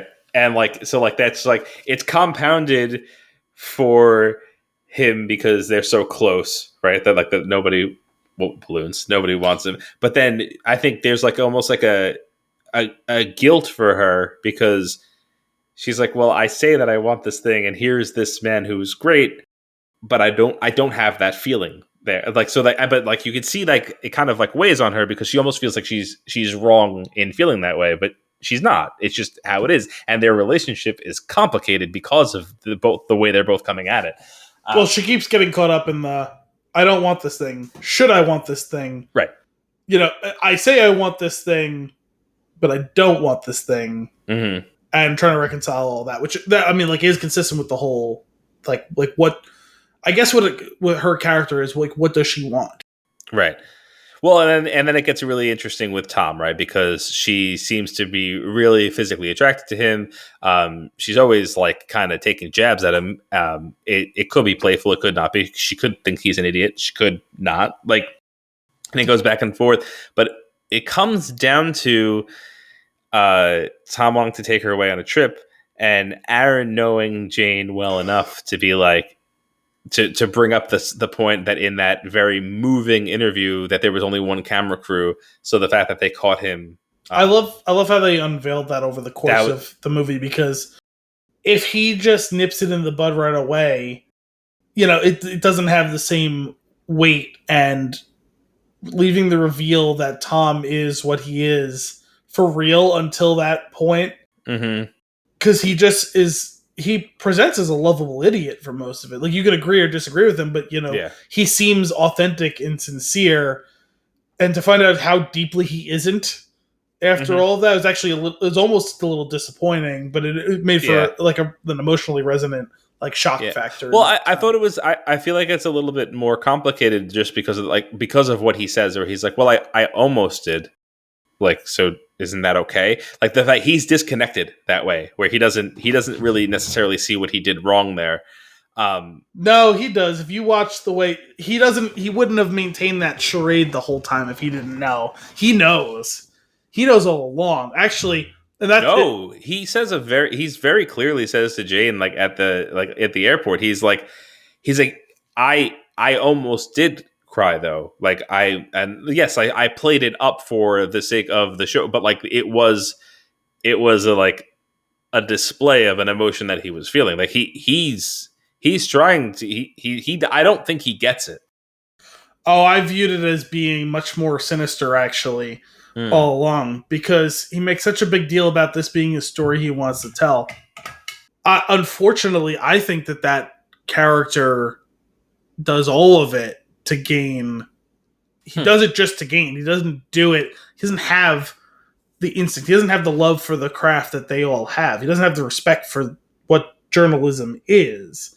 He does it because he thinks he's going to score, personally or professionally. Mm-hmm. And he gets what he wants professionally, more or less. Although he legitimately is too much of an idiot to realize it. Aaron has to lay it out for him. But you son of a bitch. We're all losing our jobs and you got a promotion. He thinks he's going to get his cake and eat it too, though, right? Because he thinks he's going to get the girl on top of getting the job. And Aaron hits him with the one spot that he can. And he's doing it spitefully to Tom, and he's doing it personally for himself. But ultimately, I don't think he would have. he said his piece in that rant when she comes to his house after the White House press dinner. He says his piece about Tom being the devil, about being in love with her, all that. And that was a phenomenal rant. The whole thing that where he says, honestly, I'm being kind of serious. And his whole thing about he's not going to show up with the devil's not going to show up with red pointy horns and a tail. He's going to show up and he's going to be beautiful and he's going to be charming and he's going to just chip away at all the little things here and there. He's going to be very helpful. But he's going to be secretly undermining all of this, and he's going to eventually have sway over everyone, and he's going to get all the best women. This is fantastic. I'm paraphrasing slightly, but it was a spectacular rant. But he said his piece there, and it wasn't enough to sway her. I don't think he would have outed Tom if he didn't truly actually believe all that. Like when he says I'm being semi-serious, no, he's not. Doesn't mean he's actually the devil. Mm-hmm. But at his core, he actively disrespects Tom. And she does too, is she won't admit it. And that's what he says to her too. Like Aaron says to Jane, Tom is everything that you have claimed to hate. It's the thing that you and me have bonded on most closely. We agree how deeply we care about the ethics of journalism and all of that. And you, because all you can think of is him, the man, not him, the journalist and the coworker, you can't see all of the terrible little things he's done to undermine us all along the way. And so that's why he actually tells her he's doing it for her. I mean, he's doing it selfishly as well. Yeah. Of course. There's no question about it. There's selfish motivation in it as well. But it's the best thing he actually does in the movie. He tells her to help her protect her because he knows it will break her if she finds out on her own after going a certain along the way with him. I see what you're saying. He knows he can't have Jane, but he also can't allow Tom to have her either. Right. I think what you're saying is sound, and I could agree with seeing the whole thing that way. There's something to Tom where I think that he's constantly tempted, and I'm not sure. I don't necessarily believe that he is that evil, even if he is doing evil. I think he is kind of dumb. Well, and I don't think that he realizes what he's doing.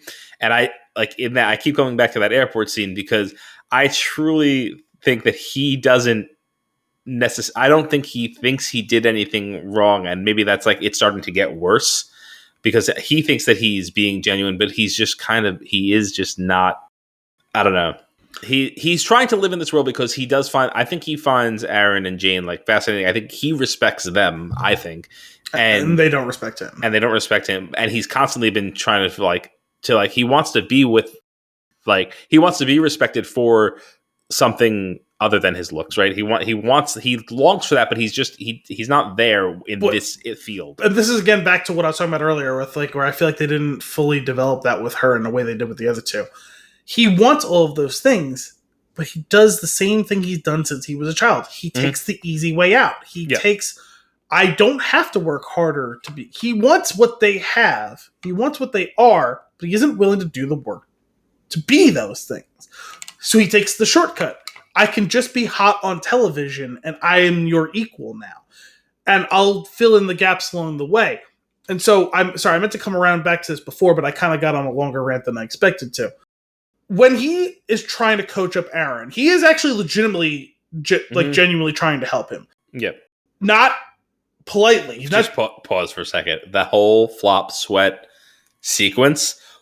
What a moment of comedy in this otherwise serious I have seen that scene once before. Sorry. I had seen that scene, divorced of whatever. It's just this is a funny scene. I was like, oh, okay. Then I saw it and they talk about it a good amount in that sequence in Defending Your Life, the Our Books documentary thing that I told you about a few months ago that I watched. Mm-hmm. That was what kind of got me on wanting to watch this movie.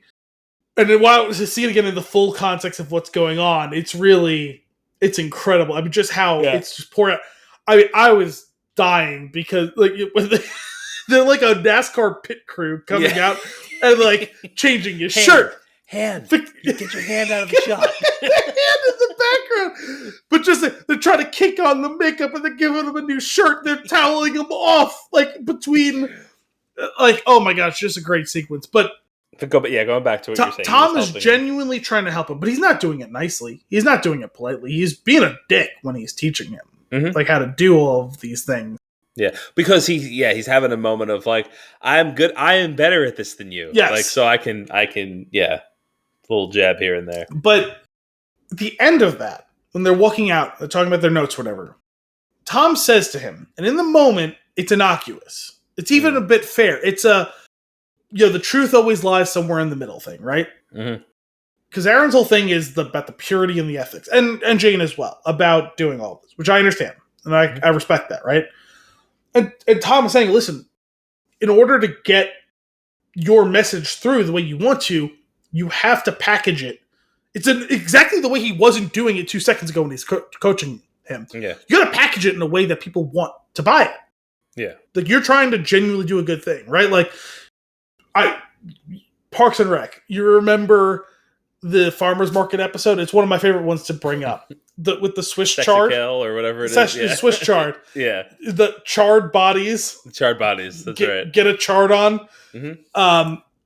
They're legitimately trying to sell vegetables to people in a town where they're the fourth most obese in the world, or whatever it is. The statistic is that they quote during the show. But they're doing it by literally selling it with sex appeal, right? Yeah. Tom is trying to say that to Aaron. You want to do the news. You want to inform people. You think what you're doing is an important public work. But you have to find a way to dress it up to sell it to people. And Aaron hates the phony commercial, we're just selling shit to people thing, right? The truth, of course, lies somewhere in the middle of that, right? You need to give people what they need. But you also need to find a way to give it to them in a way that they'll actually be able to make use of it, right? You don't want to sell them shit they don't need, but you also don't want to be so caught up in the ethics of what you're doing that people will reject it said and seen. And in that context, what Tom is saying is it's the two of them compromising. But that informs the conversation he has later with Jane, because you realize it doesn't matter what Tom's talking about, whether it's professional, personal, romantic. He's always selling. He's always on. He's always on. He's always selling. Yeah. Everything is a sell job to him. There is nothing authentic about him. And that's why I think it was ultimately pretty sinister. He's not trying to sell an important story. If you look at the way he talks when the quote unquote camera is not running, it's running, but when the interview's not going on. Yeah, that's fair. Acting totally phony.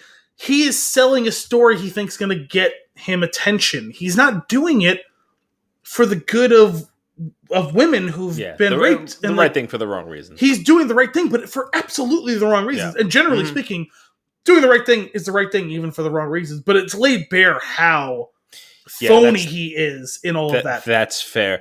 I do think that I still stand by I agree. I just still stand by that. I think that he's too dumb to realize it sometimes.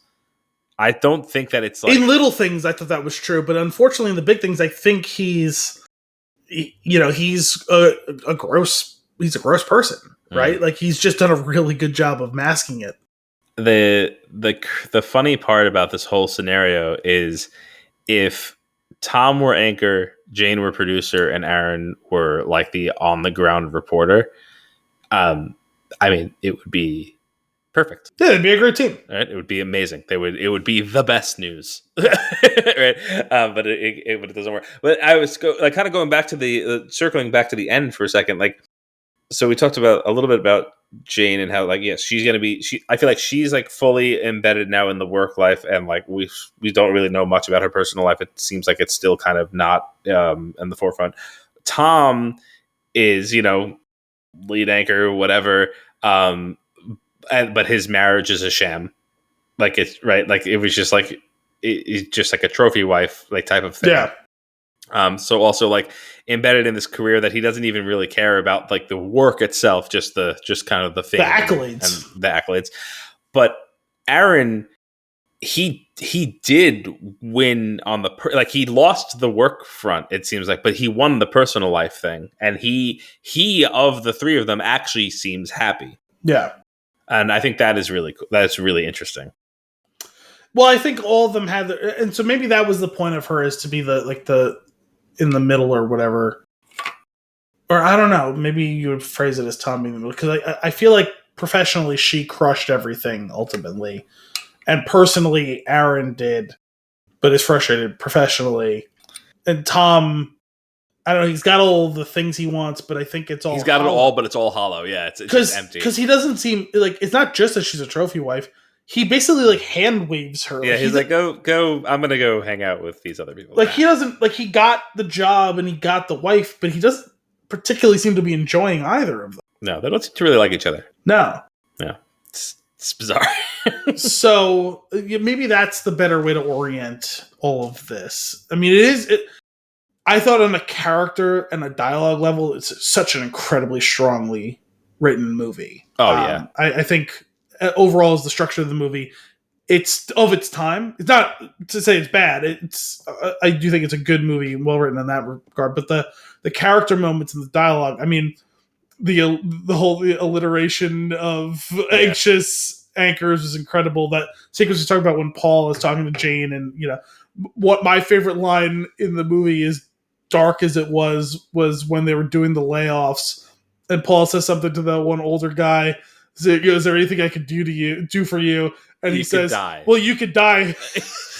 The best part about that is the secretary laughs. Yes! I love that scene. It's so good. He says, well, you could die pretty soon or something like that. And there was other things too, even some visual, like, comedic gags too, where, like, she's trying to get ready to go to the press dinner, and, like, Tom is waiting on her, and Aaron is trying to get ready, and he's, like, oblivious, but she doesn't want him to notice. And she turns into this whole fucking gag as she's, like, trying to sneak the condom and put it into her purse without him noticing. It's so good. I love the.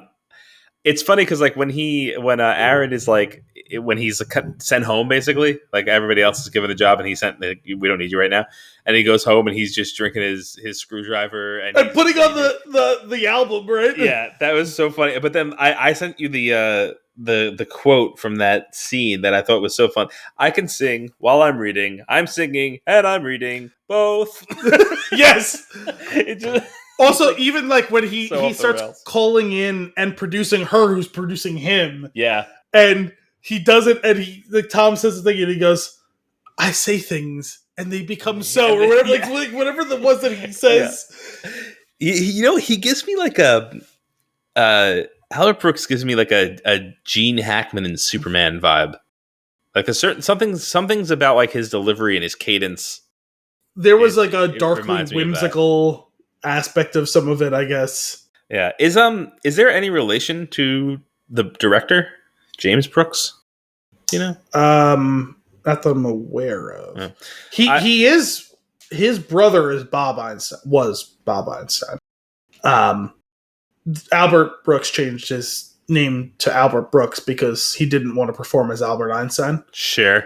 But Bob Einstein, the comedic actor who I loved, he cracked me up. He passed several years ago, but the two of them were brothers, which is, it's funny. I don't think they really particularly look alike. I feel like Bob was much taller than Albert. See, I just want to look at this real quick. So there's something special about a movie like this, written, directed, and produced by the same person. Right, like, it's a singular vision. I have a story to tell. I'm gonna write it. I'm gonna shoot it. like this is like the, and like, but like really well done. And there's just you get a certain vibe when somebody's kind of clearly pouring everything into it, and maybe like the occasional things that we might not have like the full answer to, like that maybe we missed the mark on, like a piece of Jane's story, or like being in full alignment on Tom, but like it's.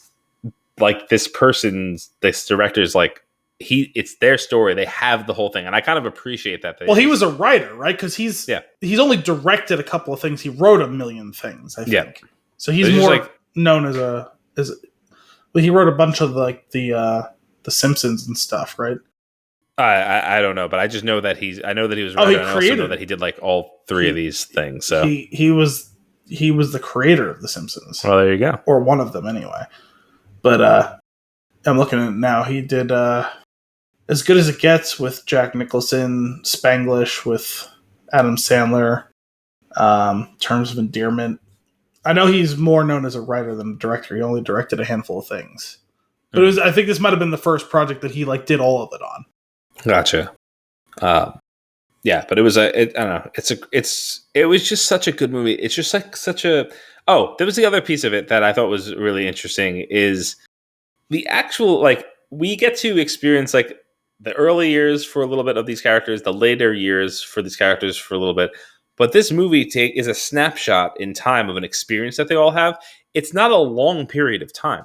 What is it? Maybe 3 or 6 months, something like that? Yeah, and I just think that there's something really cool about that, where it's it feels like everything has happened, right?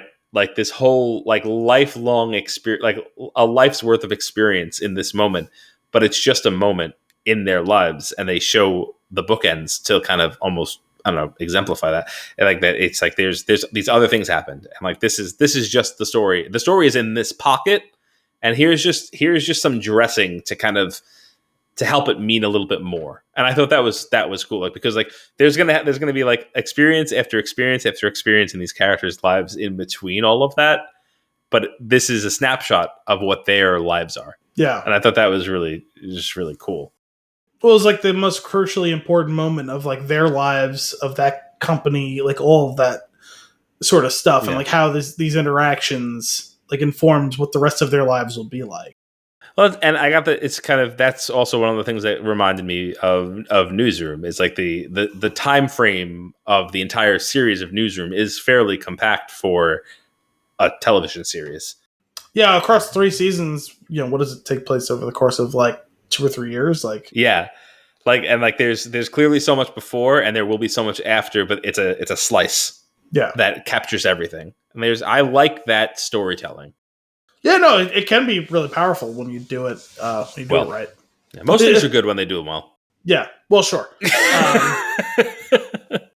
I liked all of the sequences they did when they actually were making a show in this, right? Any of the times they were in the control room. Yeah. The whole, that scramble at the beginning when they first are putting out that one particular story.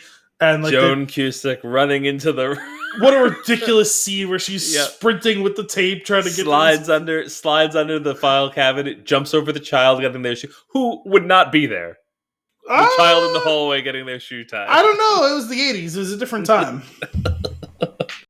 That was ridiculous. The whole editor guy, his whole thing was just getting totally bludgeoned by her, and then when I forget if it was Tom or Aaron later actually asks his opinion on something, he's thank you for asking. Yeah. Yep. And what about the 2 musicians? Oh, it was almost a non sequitur, but also pretty great sequence. Just an incredible, for 90 seconds. And the theme song they put together was fantastic. It was pretty good. Actually, it was perfect seeing that, because there's been this whole conversation, not to bring it back to sports and sports broadcasting again, but there's been this whole thing with the broadcast rights for the NBA lately, where there's been negotiations for who's going to carry all of it over the course of the next life of this deal.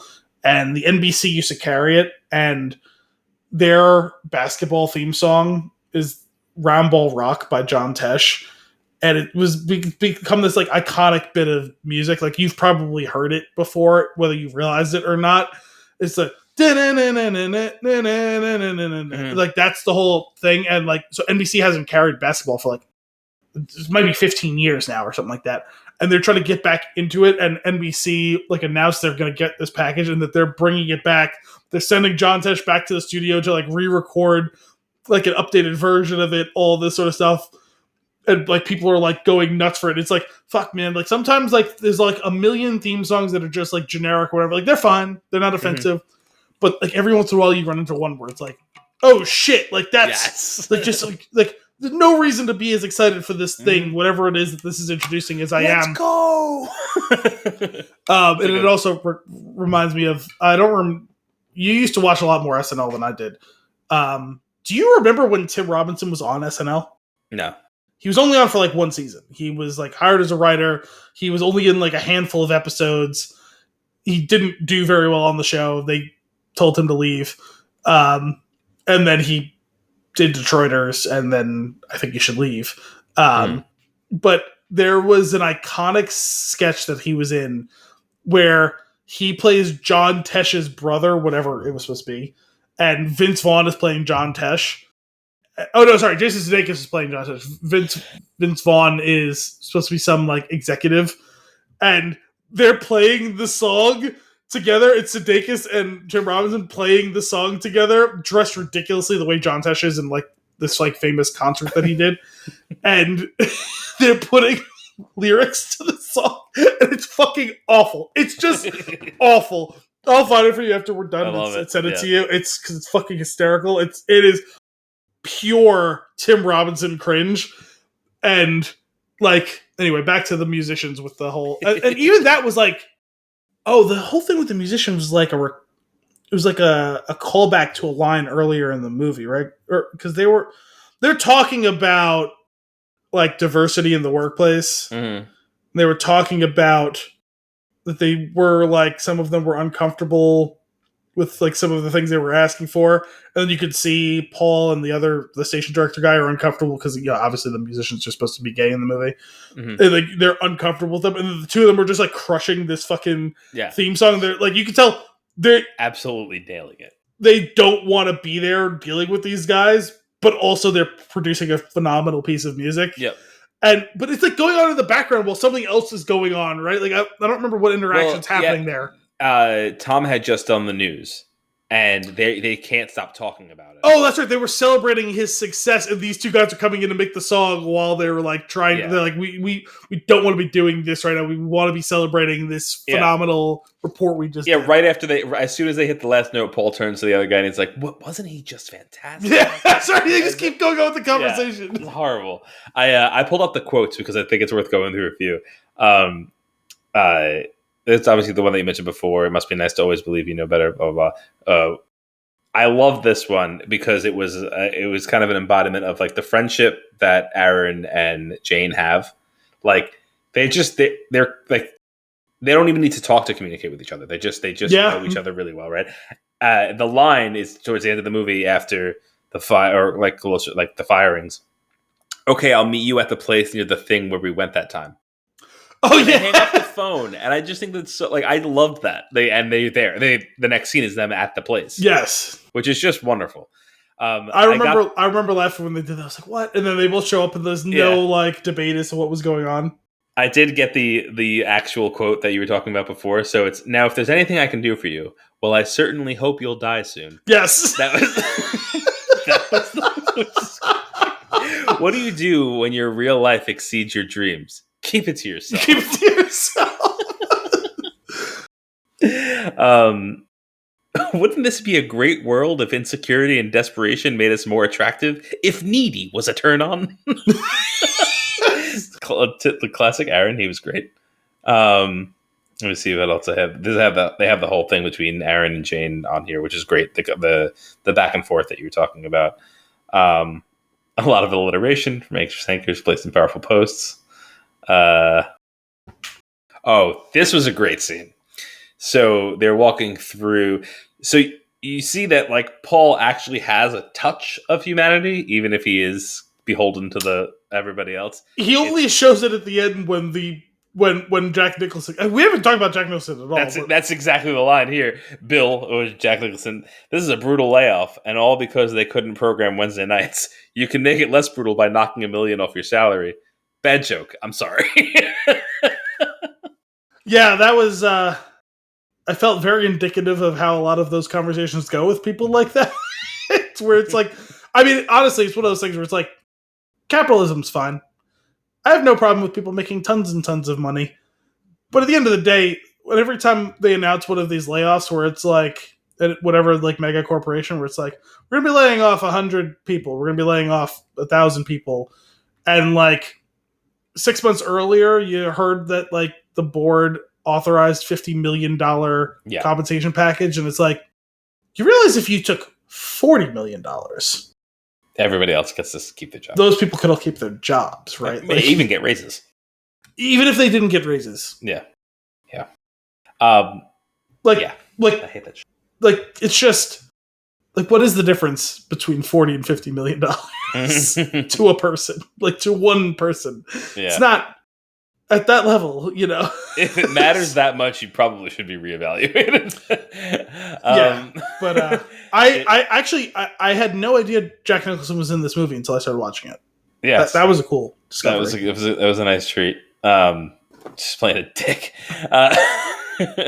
But this other scene, so it's early in the movie. It's Aaron in the hall talking with some of the other news folks, the other reporters, and he goes, "Here's a good one. They allow us to have cameras at an execution in Florida. Do you broadcast tape of the guy in the chair when they turn on the voltage?" And everybody's response, "Sure, why not? Absolutely, you bet." And there's a pause, and it cuts back to Aaron. And he goes, "Nothing like wrestling with a moral dilemma, is there?" Yeah. Oh man, it's so he's such a great character. Yes, I thought he was. They're all so great and flawed. Yes, and all performed really well. I mean, all of them did a fantastic job in this. They're asked for very different assignments, and they all crush it. So, and you know, they're all asked to be funny at times. They're all asked to be incredibly vulnerable at times. Like those things overlap, but like what the actual characters are pretty dramatically different. And I feel like I feel like even just from the beginning they were cast really well. Yeah, I agree. Joan Cusack's character Blair, except for socially, you're my role model. Yeah, at the end to Jane. During that whole back and forth between Jane and Aaron, when he says, "I think we have the kind of friendship where if I were the devil, you'd be the only one I would tell." Yeah. That was good. He has so many good lines, but he also has just this. There's something about his delivery that is it's just so perfect.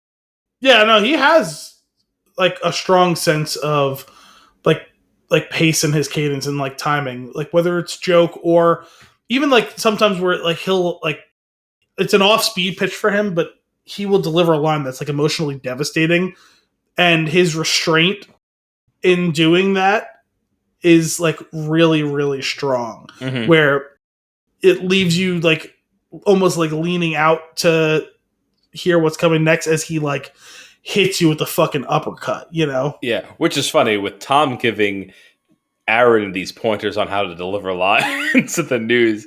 Aaron's like just normal cadence of speaking to somebody is so engaging and captivating and charming. People called in complaining about your sweating. No, nice calls. Worried that I was having a heart attack. How bad was it? I forget what he says, but something like on a scale of something to something, it was like ridiculous. Like, I'm sure it's not that bad. And then for Tom to immediately confirm her, "Oh yeah, no, I had it recorded. I'm watching back. It's awful. It's a train wreck." I say it here, comes out there. That was the it was a train wreck. Oh man.